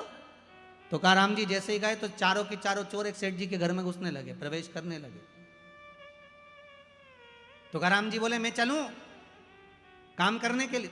इतने में चोर बोले तुम नए नए हो, तुमको मालूम नहीं है, तुम यहाँ खड़े रहो, अभी आधे घंटे में हम बाहर आ रहे हैं, तुम्हारा हिस्सा तुमको देंगे। तुकाराम जी को लगा कि काम का हिस्सा है, मुझे देंगे। अब ये चोर तो अंदर गए, 1 घंटा हो गया निकल के नहीं आए, 2 घंटे हो गए नहीं आए। तुकाराम जी को लगा कि ये वही सेठ जी का घर है जहाँ रोज शिव महापुराण की कथा होती थी, ये वही सेठ जी का घर है जहाँ रोज रामायण गीता होती, भगवान का भजन होता। ये चारों की चारों तो भजन में बैठ गए और मुझे यहाँ छोड़ गए। मैं भी कितना पागल कि यहाँ खड़ा हूँ, अंदर जाता हूँ। और संत तुकाराम जी जैसे ही अंदर गए, अंदर जाकर उन्होंने जो भगवान का दर्शन करा, एक फोटो दिख गया उनको, फोटो में हरि विट्ठल दिख गए। तुकाराम जी ने जेब में से करताल निकाली, निकालते से बजाने लगे विट्ठल विट्ठल विट्ठल। जैसे ही करने लगे, चारों की चारों चोरों ने सोचा तुकाराम अंदर आ गया, चारों कोई पलंग के नीचे कोई ऊपर छुप गए। इतने में सेठ जी के नेत्र खुल गए, सेठ जी बाहर आए, गुरुदेव आप आए हो। जिस गुरु को बुलाने के लिए मेरी जिंदगी लग गई, वो गुरु आज तक मेरे घर पर नहीं आया, आज आधी रात को मेरा गुरु मेरे दरवाजे पर आया। गुरुदेव आप आए हो, मैं अभी पानी लेकर आता हूं। और सेठ जी भागे पानी लेने के लिए, पानी लेने जैसे सेठ जी गए वैसे वापिस लौट कर आ गए, पानी नहीं लाए। और लेने गए थे पानी, वापिस आए और आते से पूछा गुरुदेव आप तो कभी अकेले नहीं जाते थे, आज अकेले कैसे आ गए गुरुदेव। संत तुकाराम जी बोले कौन बोलता है अकेले आए, 2 पलंग के नीचे 2 ऊपर हैं, कहा किसने कि अकेले आए, 2 नीचे 2 ऊपर। चोरों ने सोचा ये तो जूते खिलवाएगा, अब तो निकलो बाहर। चारों बाहर निकल के तुकाराम जी के पास खड़े हो गए। सेठ जी गए जल लेने, पानी पिलाया, अंदर गए श्रीफल लाए 5 माला लाए, 5 स्वर्ण की मुद्रा लाए, 5 को दी, प्रणाम करा। प्रणाम कर कर तुकाराम जी से कहा गुरुदेव ऐसी कृपा और करना, आते रहना। तुकाराम जी बोले वो तो इनकी कृपा है जो हम यहाँ आ गए, नहीं तो हम कैसे आते। इतने में तुकाराम जी वापस बाहर निकलने लगे। सेठ जी ने चारों चोरों के चरण पकड़ लिए, भैया बड़ी करुणा करी आपने जो हमारे गुरुजी को लेकर आ गए। इतने में चोरों की आंखों से जल बह रहा था। बाहर निकलकर संत तुकाराम के चरण चोरों ने पकड़ लिए और कहा गुरुदेव जब जब पकड़ाते थे जूता खा कर आते थे, आज जिंदगी में पहली बार पकड़ाए, गले में माला पहन कर आए हैं, बड़ी कृपा है आपकी। इतने में तुकाराम जी ने कहा सुनो, संतों के पीछे चलोगे तो माला ही मिलेगी और कामियों के पीछे चोरों के पीछे चढ़ोगे तो जूते की माला ही मिलेगी। ये संत साधु सन्यासी तपस्वी साधक उपासक भगवंत जितने हैं, इनके पीछे चलने पर, भजन में जाने पर, कीर्तन में जाने पर, नाम स्मरण करने पर, भगवान की भक्ति में डूबने पर जो मिलता है वो दुनिया में किसी को नहीं मिल सकता। वो सुख है, वो सुख है।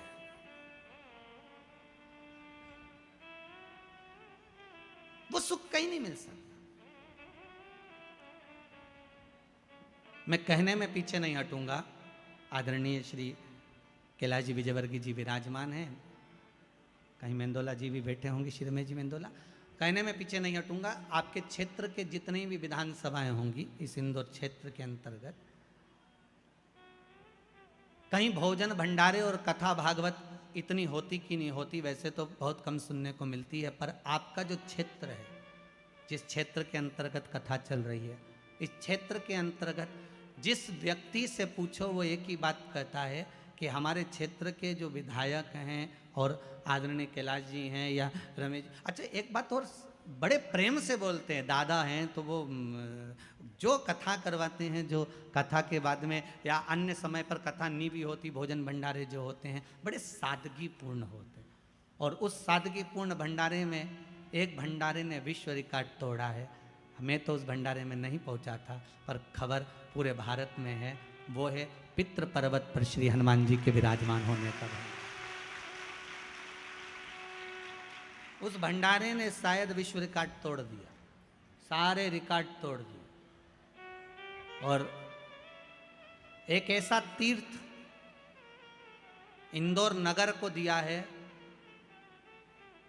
जीव रहे ना रहे, हम रहे ना रहे, परंतु वो तीर्थ अजर और अमर हो गया। ऐसा तीर्थ आदरणीय श्री कैलाश जी विजयवर्गीय जी ने, मेंदोला जी ने और इनके साथ की जो टीम है उसने जो प्रदान करी है, उसके लिए बहुत बहुत साधुवाद है। वो बहुत बहुत अच्छी एक पहल और एक आनंद, बाबा की कृपा।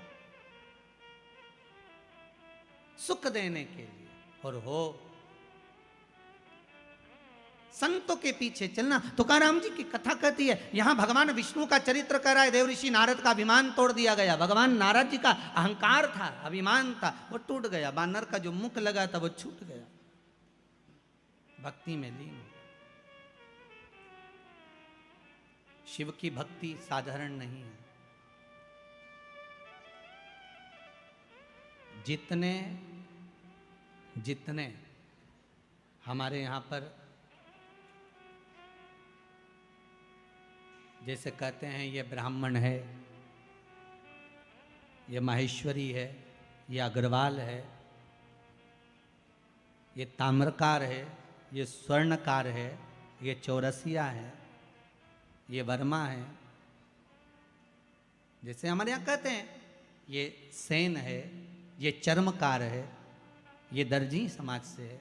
हमारे यहाँ कहते हैं इन सब के जितने भी पुराने पुराने गुरु हुए हैं, उन गुरुओं को उठाकर देखना। जितने भी इनको वंश में रहे हैं वो सब शिव के उपासक रहे, शंकर के उपासक। शिव की आराधना के बिना कुछ मिला ही नहीं है। जितने मिले महाराज, भगवान राम जी के दो पुत्र लव और कुश, भगवान कुश की 34वीं पीढ़ी में, भगवान कुश की 34वीं पीढ़ी में श्री अग्रसेन महाराज का जन्म हुआ था, जिससे अग्रवाल समाज की वंश की उत्पत्ति माना गया। 34वीं पीढ़ी में। और श्री वल्लभ सेन जी जो श्री अग्रसेन जी महाराज के पिता हैं, वल्लभ सेन जी, उनकी जो धर्मपत्नी थी भगवती देवी जी, विदर्भ की थी। विदर्भ से दो माताएं हमारे यहाँ आई थी, एक सूर्यवंश में, एक चंद्रवंश में। सूर्यवंश में वल्लभ सेन जी की जो धर्मपत्नी है वो विदर्भ की है भगवती माता जी, और विदर्भ से ही श्री रुक्मणी माता जी जो भगवान कृष्ण की धर्मपत्नी है। ये दो विदर्भ से आई।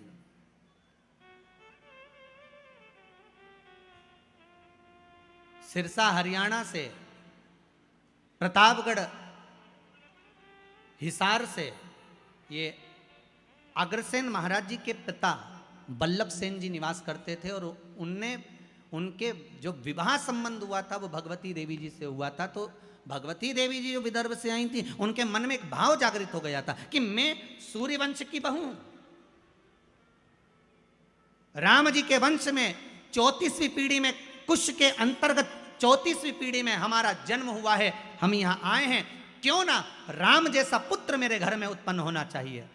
तो उन्होंने वल्लभ सेन जी से निवेदन करा था कि मेरे गर्भ से जो संतान हो वो भगवान की भजन करने वाली और जगत का कल्याण करने वाली हो, ऐसी कोई संतान हो। तो भगवती देवी जी ने जब अपने पति वल्लभ सेन जी से निवेदन करा तो वल्लभ सेन जी ने कहा एक काम करना, शिव की आराधना करना, शंकर का भजन करना। और वल्लभ सेन और माता भगवती देवी ने दोनों ने जब शंकर की आराधना करी, स्वयं शंकर भगवान ने आकर कहा कि तुम्हारे गर्भ में जो बालक होगा वो राम जैसा ही कीर्तिवान होगा, कोई साधारण नहीं हो सकता। और मां भगवती के गर्भ से जो बालक हुए वो अग्रसेन जी हुए।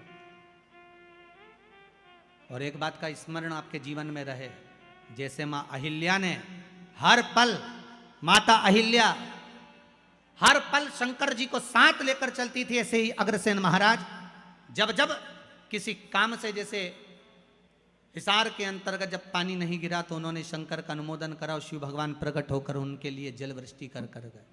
देखो हमारे यहाँ के जितने जितने पूर्व में चाहे राजा रहे, महाराजा रहे, संत रहे, साधु रहे, ये शिव के उपासक रहे। आपसे भी निवेदन है, संपूर्ण जितने भी लोग इस पावन कथा को सुन रहे हैं, एक बूंद भी अगर जल की शिव पर समर्पित होती है तो उसका फल आपके खाते में लिखा जाता है, अलग नहीं जाता।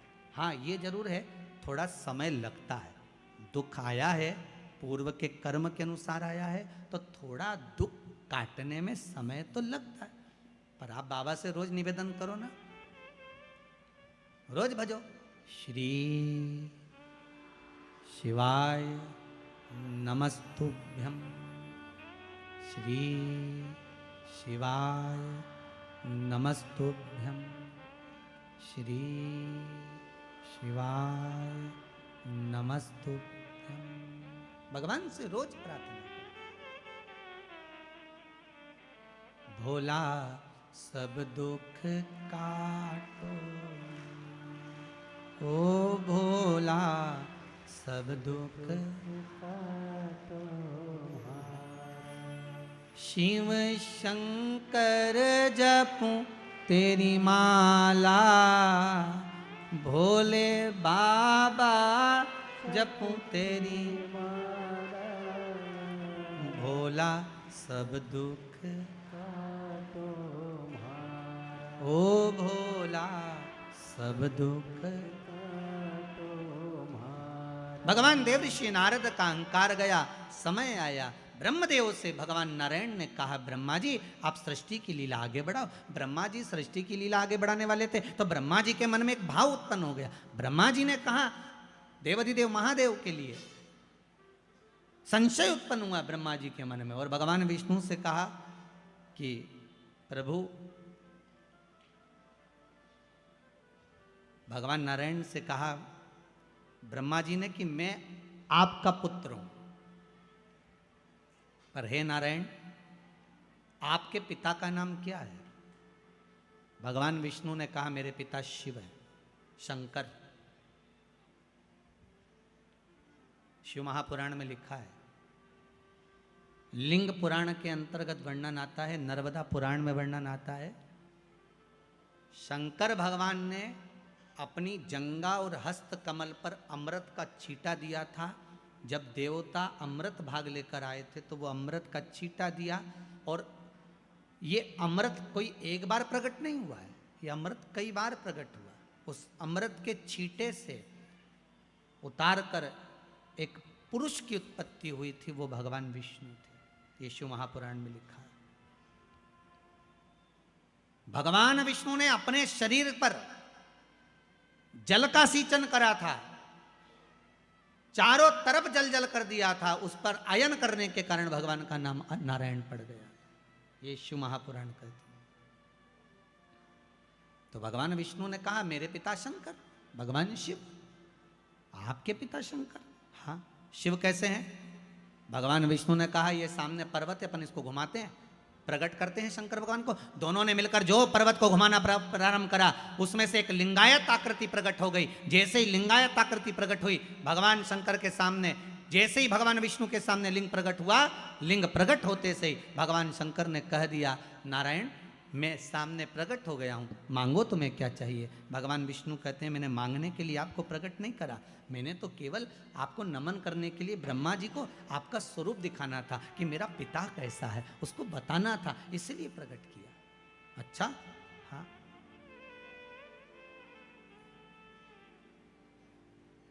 मैंने आपको इसलिए प्रकट किया। भगवान ब्रह्मा जी के मन में भाव उत्पन्न नहीं हुआ। भगवान ब्रह्मदेव ने कहा अगर ये शंकर भगवान का जो शिवलिंग है, भगवान का जो स्वरूप है, इनके चरण कहाँ है, इनका सिर कहाँ है? जिस शिवलिंग पर आप पानी चढ़ाते हो उसका चरण कहाँ पर है? ढूंढा कभी आपने? जिस शिवलिंग पर आप जल चढ़ाते हो उसका सिर कहाँ पर है? ढूंढा कभी आपने? इस शिवलिंग का चरण कहाँ है? इस शिवलिंग का सिर कहाँ पर है? पता करो जरा। भगवान ब्रह्मा जी ने कहा नारायण मुझे बताओ इनका सिर कहाँ है, इनका चरण कहाँ है? भगवान शंकर का स्वरूप कहाँ है? भगवान कहने लगे, विष्णु जी बोले, नारायण बोले आप बताओ क्या करना है। भगवान ब्रह्मा जी ने कहा एक काम करो, मैं जाता हूं शिवलिंग के सिर पर, आप जाइए शिवलिंग के चरण पर। पता करना है कि भगवान शंकर के चरण कहाँ हैं और सिर कहाँ है। भगवान विष्णु ने मना करा, मैं जानता हूँ चरण नहीं मिलेंगे, ना सिर मिलेगा ना चरण मिलेंगे, पर नहीं माने, चले गए, जाते गए, जाते गए, जाते गए। भगवान नारायण पताल में जाते गए और भगवान ब्रह्मा आकाश में जाते गए। शिवलिंग बढ़ता चले गया, ब्रह्मा जी को शिवलिंग का छोर नहीं मिला। अंत में ब्रह्मा जी हार गए। सामने केतकी का पुष्प मिला, केतकी के फूल को ब्रह्मा जी ने उठा लिया। उठाकर ब्रह्मदेव ने बोला, एक केतकी के फूल पुष्प तुम मेरे साथ नीचे चलो, भगवान विष्णु के सामने जाकर कह देना ब्रह्मा जी को भगवान शंकर का सिर मिल गया। केतकी का फूल बोला, मैं काय को झूठ बोलूं,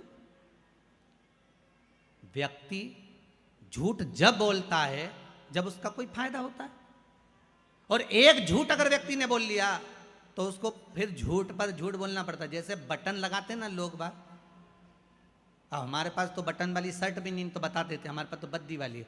बटन जो लगाते हैं ना, एक बटन अगर गड़बड़ लग गई है तो पूरी शर्ट की डिजाइन बिगड़ गई है।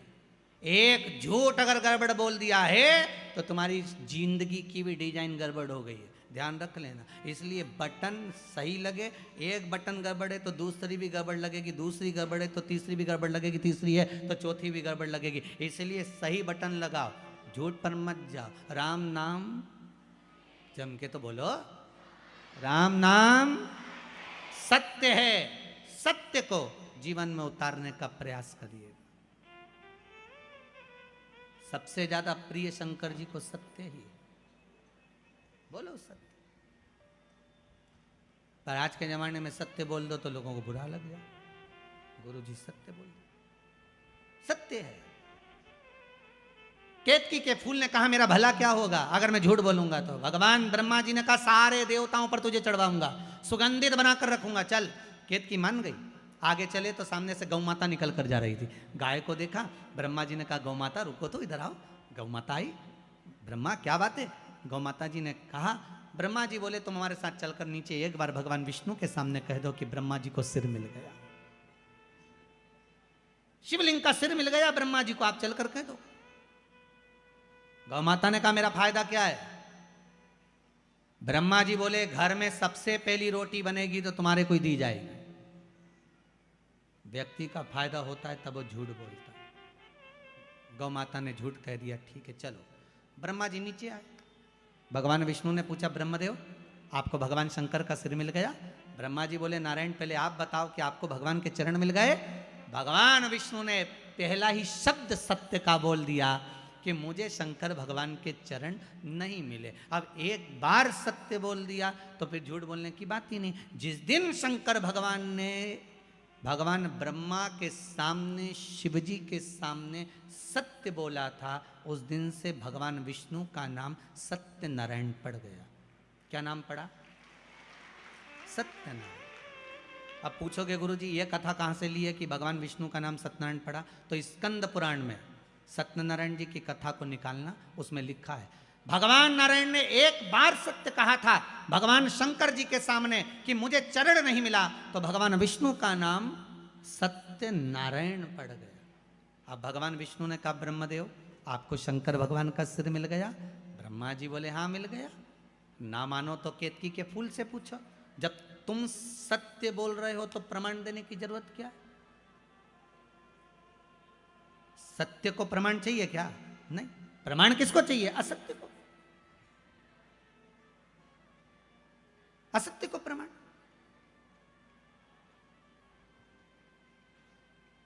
सती माता ने झूठ बोल दिया था, एक झूठ माता सती ने शिव जी के सामने कह दिया था, मैंने कोई परीक्षा नहीं ली। शंकर जी जान गए ये परिवार तोड़ देगी। परिवार कब टूटता है? अच्छे अच्छे संबंध कब खत्म हो जाते हैं? व्यक्ति के सारे अच्छी मित्रता, संबंध, प्रेम कब खत्म हो जाता है? जब व्यक्ति झूठ बोल जाता है, असत्य बोल।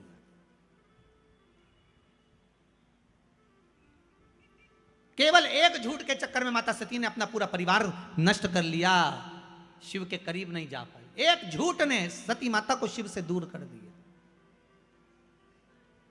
असत्य बोल दी। अब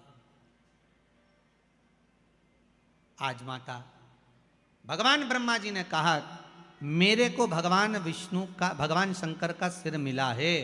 शिवलिंग में से आकाशवाणी हो गई, ये ब्रह्मा झूठ बोल रहा है, झूठ बोल रहा है।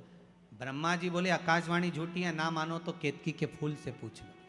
भगवान विष्णु ने केतकी के फूल को हाथ में लिया और पूछा बोल केतकी क्या ब्रह्मा जी को सिर मिल गया शंकर भगवान का? केतकी का फूल बोला हाँ, ब्रह्मा जी को भगवान शंकर का सिर मिल गया। भगवान शिव जी की आकाशवाणी हो गई केतकी के पुष्प। तू झूठ बोल रहा है? हे केतकी के पुष्प, मैं तुझे श्राप देता हूं, सारे देवताओं पर तू चढ़ेगा पर शंकर पर कभी नहीं चढ़ेगा।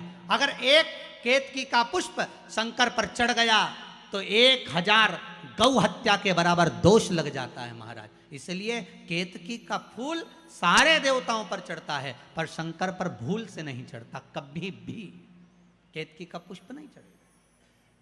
मैं तुझे श्राप देता हूं कि तू मुझ पर कभी नहीं चढ़ सकता। 1000 गौ हत्या के बराबर दोष है केतकी का फूल अगर शिव पर चढ़ जाए। ब्रह्मा जी बोले आकाशवाणी झूठी है, ना मानो तो आप गौ माता से पूछ लो।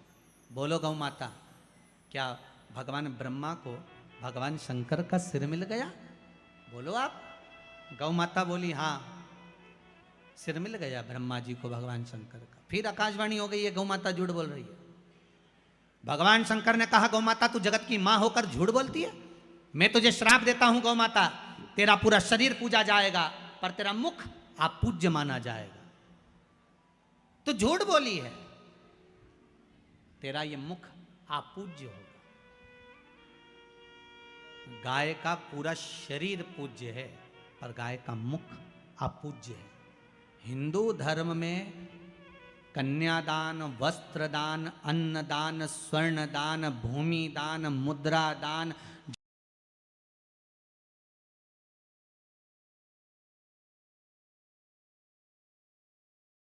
पकड़ कर करना पड़ता है। गाय के आगे से कभी गौदान। मेरी प्रीत ना टूटेगी भोले बाबा से, मेरी प्रीत ना टूटेगी।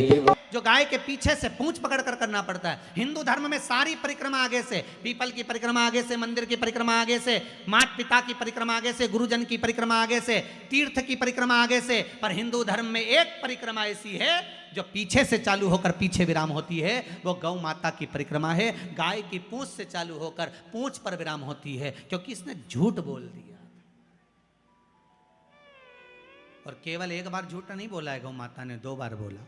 राम जी जब बन गए, फाल्गु नदी के तट पर भी गौ माता ने झूठ बोल दिया। सीता जी का श्राप लग गया, तुम झूठ बोली। इसीलिए हमारे हिंदू धर्म में ऐसा नियम है, गौ माता के लिए अलग से पात्र रखा जाता है।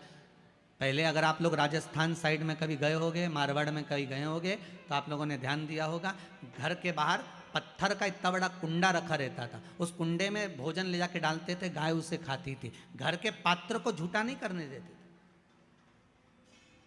घर के पात्र को झूठा नहीं करने देते थे, क्योंकि वो पात्र अगर गौ माता झूठा कर देती थी, फिर उसमें गंगा जल भर कर रखो, 7 बार अग्नि में तपाओ, फिर 3 बार गंगा जल भर कर रखो, तब वो पात्र घर में कार्य लेते थे, पर भगवान की सेवा में नहीं जाता था, क्योंकि झूठ बोली है,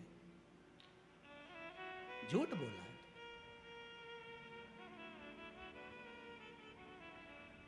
और देखिए वही गौ माता जिसने झूठ बोला, वही गौ माता शंकर से बाद में निवेदन करती है कि दुनिया के लोग मुझे पूछेंगे नहीं, आप कृपा कर दो। शंकर भगवान ने कहा तू क्यों चिंता करती है गौ माता, भले तू झूठ बोल ली, पर मैं शिव हूं, मेरे को लोग ओघड़ी कहते हैं, चिंता मत कर, मेरा एक जन्म तेरे गर्भ से होगा। गौ माता तेरे गर्भ से जन्म लूंगा, तू क्यों चिंता करती है। और आप सबने कथा सुनी होगी, गौ माता जब अपने पुत्र मनोरथ को दूध पिला रही थी, गाय जब अपने बेटे मनोरथ को दूध पिला रही थी, तो कामधेनु गाय जब दूध पिला रही अपने पुत्र मनोरथ को, तो वो दूध का फेन उड़ गया था, उड़कर वो शंकर भगवान के ऊपर चले गया था। शिव जी के ऊपर जैसे ही गाय के दूध का फेन गया, झूठा फेन चले गया, जाते से ही शंकर भगवान उठकर खड़े हो गए। गौ माता को लगा कि भोलेनाथ मेरे पुत्र को मार देंगे। शंकर जी ने इशारा करा, गौ माता ने मुख को खोला और तेज श्वास ली। श्वास लेते से ही शंकर भगवान को गाय निगल गई। शिव जी गौ माता के पेट में जाकर बैठ गए। 7 रात्रि तक भगवान शंकर गौ माता के पेट में बैठे रहे। अब जरा ध्यान दीजिएगा, जिस गौ माता के पेट में शिव बैठे हैं, उस गौ माता के पेट में आप लोग जो भोजन पॉलीथीन में डालकर बाहर पटक देते हो, गाय वो खा जाती है, और वो पॉलीथीन गाय के पेट में जाती है, वो कैंसर बना देती है। जरा विचार करिए गौ माता को कितना कष्ट होता होगा, कितना दुख। 7 रात्रि तक भोलेनाथ माता गौ माता के उदर में बैठे रहे, पेट में बैठे रहे। जब गाय के पेट में मेरा भोलेनाथ बैठा रहा, हाहाकार मच गया, शिव कहाँ गए ढूंढने के लिए प्रयास करा गया, अथक प्रयास माता पार्वती जी ने करा। तब मालूम पड़ा कि गौ माता निगल गई शिव जी को। तब गौ माता से प्रार्थना करी गई और गाय से प्रार्थना कर कर गौ माता के उदर से भगवान शंकर को प्रकट करा गया। गौ माता ने कहा मेरा पुत्र नंदी बनकर आप प्रकट हो, और शिव जी नंदी ध्वज बनकर प्रकट होते हैं, स्वयं नंदीश्वर बनकर। कोई साधारण है? गौ माता पूज्य बना दिया वापिस मेरे शिव, वापिस पूज्य बना दिया। शंकर है ही ऐसा, मेरा ओगरदानी मेरा शिव है ही ऐसा।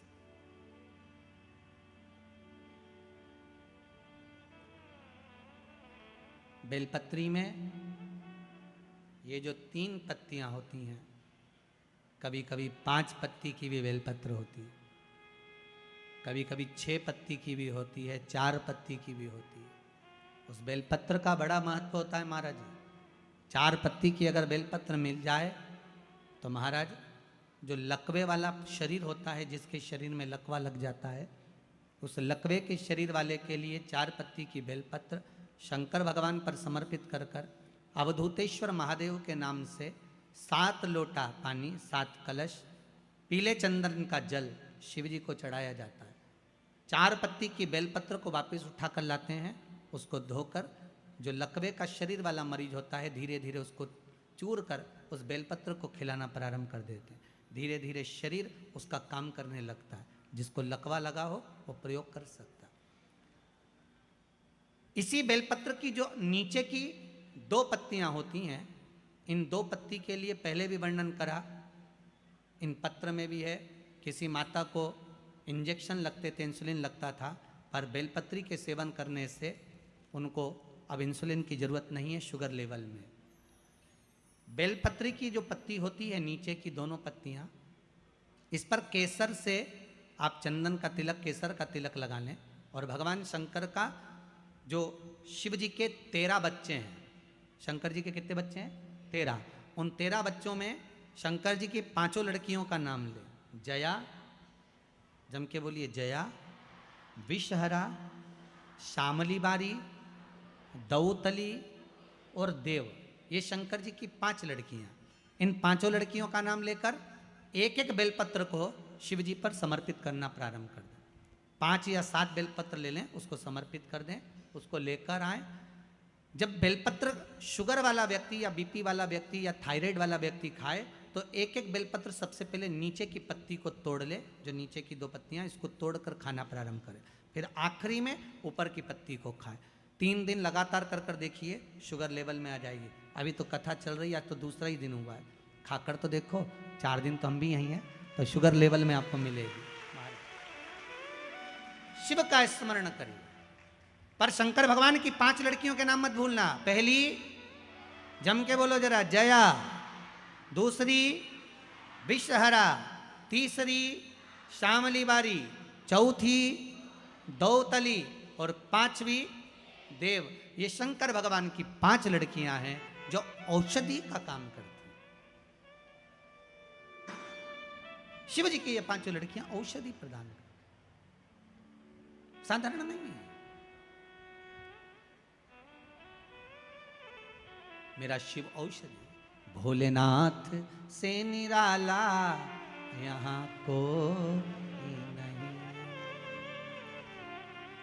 कोई नहीं रे यहाँ कोई नहीं, कोई नहीं रे यहाँ कोई नहीं, भोलेनाथ से निराला यहाँ कोई नहीं, भोलेनाथ से निराला यहाँ कोई नहीं, शंभुनाथ से निराला यहाँ कोई नहीं, शंभुनाथ से निराला यहाँ कोई नहीं, कोई नहीं रे यहाँ कोई नहीं, कोई नहीं रे यहाँ कोई नहीं, कोई नहीं रे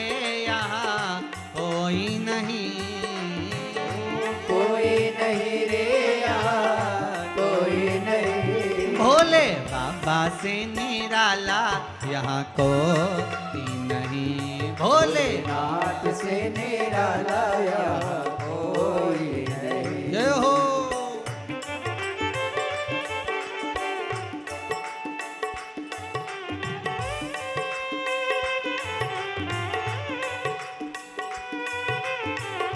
जय हो।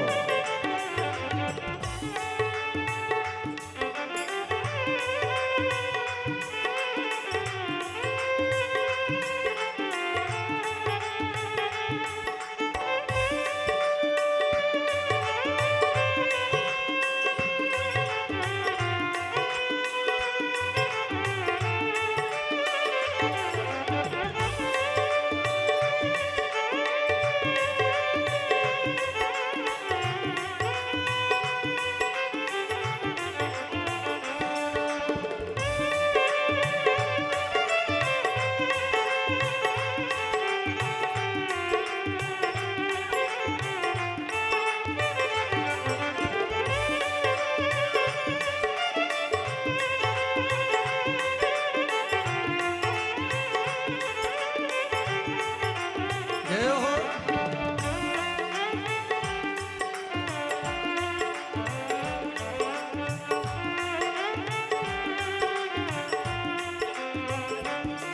ओ शिव का डमरू डम डम बोले, अगम निगम के भेद ये खोले।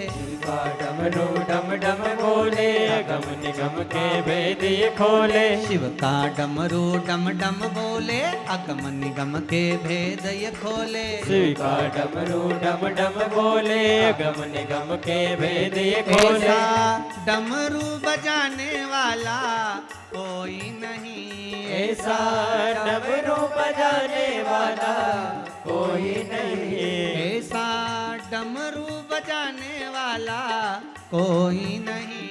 ऐसा डमरू बजाने वाला कोई नहीं। भोलेनाथ से निराला यहाँ कोई नहीं। भोलेनाथ नाथ से निराला यहाँ कोई नहीं। शंभोनाथ से निराला यहाँ कोई नहीं। शंभुनाथ से निराला यहाँ कोई नहीं। जय हो।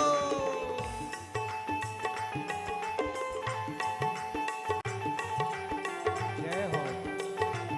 जितने बाहर वाले गेट जय के पास हो। खड़े हैं वो भी दोनों हाथों से ताली बजाते हो। जय हो।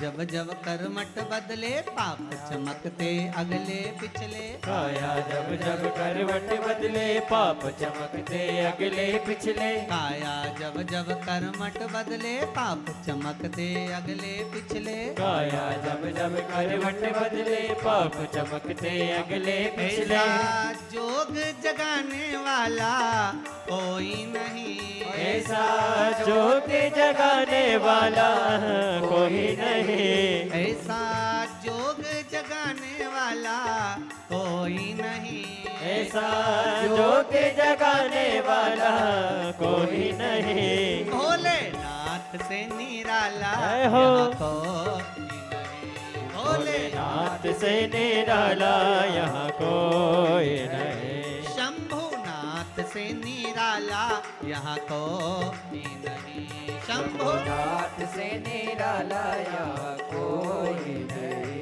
ओ कोई नहीं रे यहाँ कोई नहीं। ओ कोई नहीं रे यहाँ कोई नहीं। ओ कोई नहीं रे यहाँ कोई नहीं। कोई नहीं रे यहाँ कोई नहीं। भोलेनाथ से निराला जय हो। यहाँ कोई नहीं। भोलेनाथ नाथ से निराला यहाँ कोई नहीं। भोले बाबा से निराला यहाँ कोई नहीं। भोलेनाथ से निराला यहाँ कोई नहीं। भोलेनाथ से निराला यहाँ कोई नहीं। भोलेनाथ से निराला यहाँ कोई नहीं। शंभोनाथ से निराला यहाँ कोई नहीं। शंभुनाथ से निराला यहाँ कोई नहीं। हर हर महा भगवान शिव की कथा कह रही है। शिव ओघड़ दानी त्रिकालदर्शी कैलाशी अविनाशी शिव की कथा। ब्रह्मा जी के सामने भगवान शिव की साक्षी में भगवान नारायण के सम्मुख में झूठ बोल दी है गौ माता। गाय ने झूठ बोल दिया। अब आकाशवाणी कर रही है, ये गाय माता झूठ बोल रही है, ये झूठ कर रही है।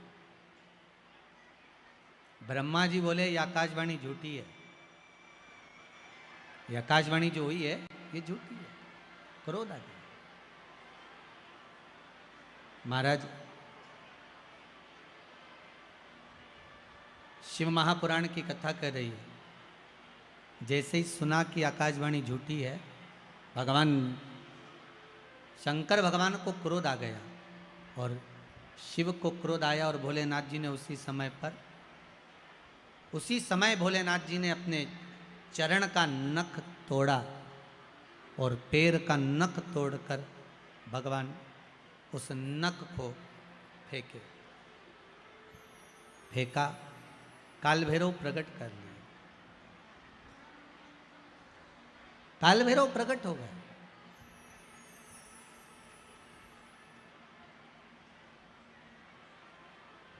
जब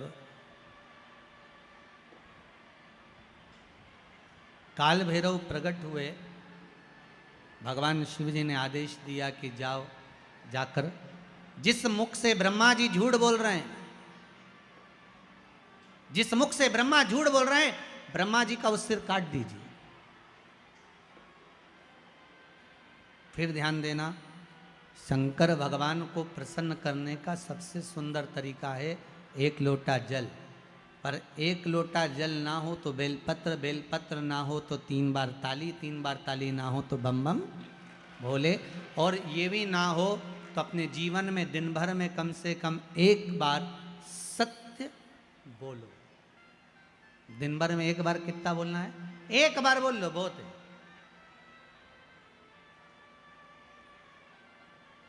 जीवन का सबसे ज्यादा सुख सत्य बोलने में प्रकट हो जाए।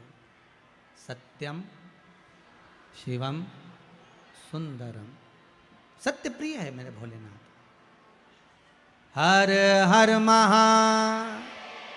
भगवान की प्रियता सत्य में, सत्य में प्रियता मेरे शंकर भगवान की कथा कर रही है। ओगढ़धानी त्रिकालदर्शी मेरे कैलाशी की कथा कर रही है। मेरे बाबा की कथा कहती है भगवान शिव काल भैरव को प्रकट करे। काल भैरव ने ब्रह्मा जी का सिर काट दिया। सिर लुढ़कता गया, लुढ़कता गया, लुढ़कता गया, तो भी वो मस्तक झूठ बोलता रहा। मस्तक अभी भी झूठ बोल रहा है कि आकाशवाणी झूठी है। अब सिर कट गया, सिर कटने के बाद भी सिर लुढ़कता लुढ़कता झूठ बोलता गया। ब्रह्मा जी के रक्त, जो सिर कटने पर जो रक्त निकला, वो रक्त से एक नदी प्रकट हो गई जिसका नाम है कर्मनाशा। कौन सी नदी है? जरा जम के बोलिए। कर्मनाशा नदी प्रकट हो गई। भगवान शिव ने कहा ये कर्मनाशा नदी ब्रह्मा जी के सिर कटने पर प्रकट हुई है। ये कर्मनाशा नदी भारत की भूमि पर एक ऐसी नदी है जिस नदी पर कुत्ता भी पानी नहीं पीता। भारत की भूमि पर केवल एक नदी ऐसी है जिस पर पक्षी भी अपनी चोंच उस नदी के पानी को नहीं लगाते, वो कर्मनाशा। इलाहाबाद से काशी के बीच में बहने वाली ये नदी वैसे तो 14 किलोमीटर की है, पर आजकल अगर लोग नेट पर सर्च करते हैं तो वो 20 किलोमीटर की दिखती है। अब हो सकता है उसका विस्तार हुआ हो, पर शिव महापुराण में, लिंग पुराण में वो 14 किलोमीटर की।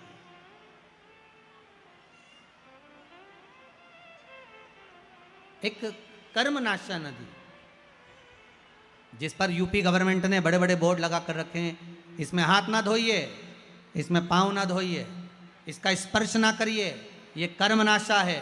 7 पीढ़ी में किसी ने उद्यापन करा हो, दान करा हो, कन्यादान, वस्त्र दान, मुद्रा दान, स्वर्ण दान, अन्न दान, उपास, व्रत, कुछ भी करा होता है, 7 पीढ़ी में अगर किसी ने करा हुआ है और उस पीढ़ी का व्यक्ति अगर कर्मनाशा नदी को छू लेता है, उसका पानी का स्पर्श हो जाता है, तो 7 पीढ़ी में करा गया सारा कर्म नष्ट हो जाता है। वो कर्मनाशा नदी आज भी बहती है, जो ब्रह्मा जी के रक्त से बनी। विद्वान लोग आज भी उस नदी के पास नहीं जाते, उस नदी के करीब में नहीं पहुंचते।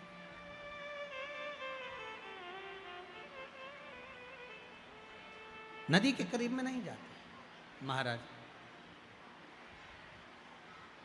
शंभु शरणे पड़ी।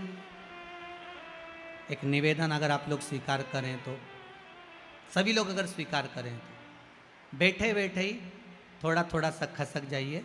बाहर पानी आ रहा है इसलिए आप थोड़ा थोड़ा सा बैठे बैठे खसको, खड़े मत होइए, बैठे रहिए बस। उसको थोड़ा सा आप स्वीकार करिए जिससे आप लोग आराम से बैठे रहें। बैठे बैठे खसक जाओ। आप शंकर के भगत हो, शिव आपके हृदय में बैठा हुआ है, बस आप उसको स्वीकार करते हुए कुछ देर की और बात है, सबको विराजमान कर लीजिए। हर हर महा शंभो शरणे पड़ी, मांगू घड़ी रे घड़ी, दुख काटो दया करी ने दर्शन आपो, दया करी ने दर्शन आपो। भगवान ओगढ़दानी त्रिकालदर्शी कैलाशी। हर हर महा, हर हर महादेव।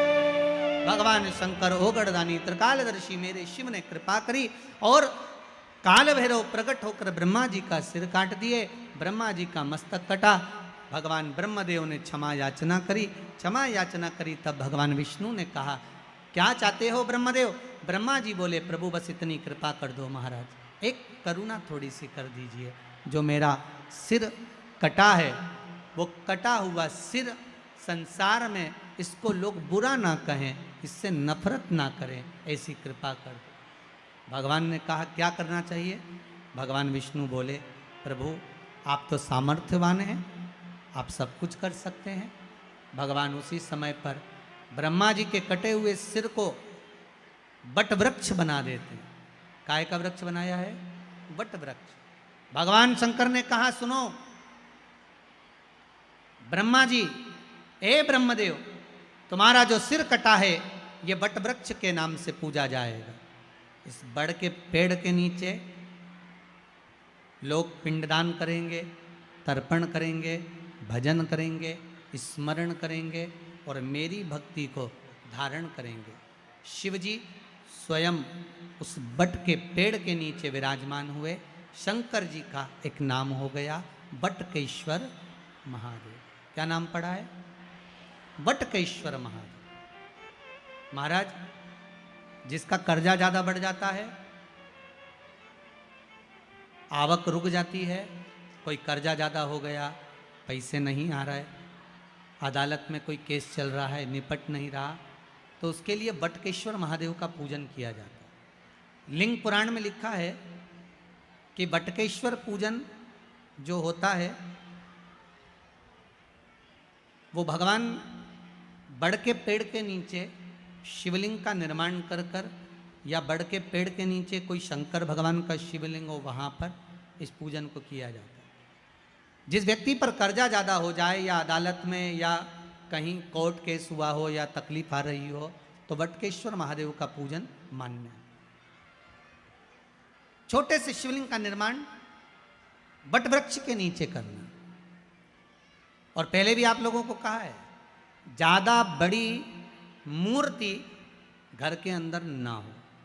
प्रयास करिएगा अंगुष्ठ आकृति के बराबर की मूर्ति हमारे घर के अंतर्गत हो। और अगर बड़ी मूर्ति भी आपके घर में है तो इसका मतलब ये नहीं कि आप उसको निकाल दें, उसको भी पूजन में रखो, वो अपनी पुरातन है, उसका भी स्मरण करिए। पर प्रयास करो कि बाजार से कोई नए देवता की मूर्ति ज़्यादा एकत्रित नहीं करना। आज के ज़माने में बड़ी बड़ी परेशानी है। जिस तीर्थ में जाते हो वहाँ से मूर्ति लेकर आ जाते हो। बद्रीनाथ जी घूमने गए तो बद्रीनाथ जी को लिया, द्वारका जी गए तो बोलते जाओ जरा, द्वारका जी को लिया, जगन्नाथ जी गए जगन्नाथ जी को लिया। इतने सारे देवता घर में रखे हैं। अब भगवान की पूजन हो रही नहीं हो रही, थोड़ी बहुत पूजन हुई, थोड़ी बहुत नहीं हुई। अब छोटी जगह में, अब जैसे आप लोग अगर पास पास में आप लोगों को बिठा दिया जाए तो परेशानी होती कि नहीं होती? जम के तो बोलो जरा, होती है ना। अब तुम्हारा इतना बड़ा तो मंदिर घर के अंदर, कितना बड़ा मंदिर, छोटा सा तुम्हारे घर में मंदिर, इतने बड़े मंदिर में वहीं शंकर जी बैठे, वहीं राम जी बैठे, वहीं कन्हैया जी बैठे, वहीं लड्डू गोपाल, वहीं पर लक्ष्मी जी, वहीं पर दो गणेश जी, वहीं पर सारे देवी देवता। बद्रीनाथ गई तो उनको भी लाया, जगन्नाथ गई उनको भी लाई, रामेश्वर गई उनको भी लाई, सारे देवता वहीं इकट्ठे। और सुबह से उठ कर गई, इतनी सी शक्कर ले गई। अब इतनी सी शक्कर भगवान के सामने रख दी और आरती उतार दी। अब सारे देवता आपस में सोच रहे कि तुम खाओगे कि हम खाएंगे। इसलिए शास्त्र कहता एक साधे सब सधे, सब साधे विश्राम। एक को साध लो, सब हो जाए। हमारे देवाधिदेव महादेव को जो जल चढ़ाते हो ना, 33 कोटि देवताओं को वो जल प्राप्त हो जाता है।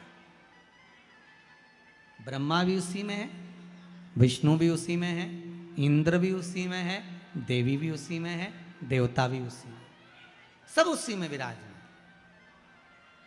कहीं हमें भटकना नहीं है उसको ढूंढने के लिए, सब उसी के भीतर विराजमान। एक बेलपत्री का पत्ता, मात्र एक बेलपत्री का पत्ता, जिसके भीतर ब्रह्मा भी है, विष्णु भी हैं, शिव भी हैं। और इस बेलपत्री के बीच वाली पत्ती से लेकर जहां 2 पत्तियां रहती हैं, उस पत्ती के बीच में जो गैप होता है डंडी का, इसमें 64 योगनियां भी हैं। 64 योगनियां देवियां भी इसके अंतर्गत विराजमान है। और उस डंडी के नीचे जहां 2 पत्ती है, इस 2 पत्ती के नीचे की जो लंबी डंडी रह जाती है, इसमें 33 कोटि देवताओं का भाग है। उस डंडी के नीचे जो छोटा सा एक मोटा सा भाग रह जाता है, कई बार आप लोगों ने बेलपत्री को तोड़ा होगा तो नीचे एक मोटा सा भाग रह जाता है, महाराज उसके अंतर्गत सारे तीर्थों का भाव जागृत रहता है। उस बेलपत्री को केवल साधारण ना समझे, शिव को अगर समर्पित कर रहे हैं तो वो संपूर्ण उसी के अंतर्गत, संपूर्ण।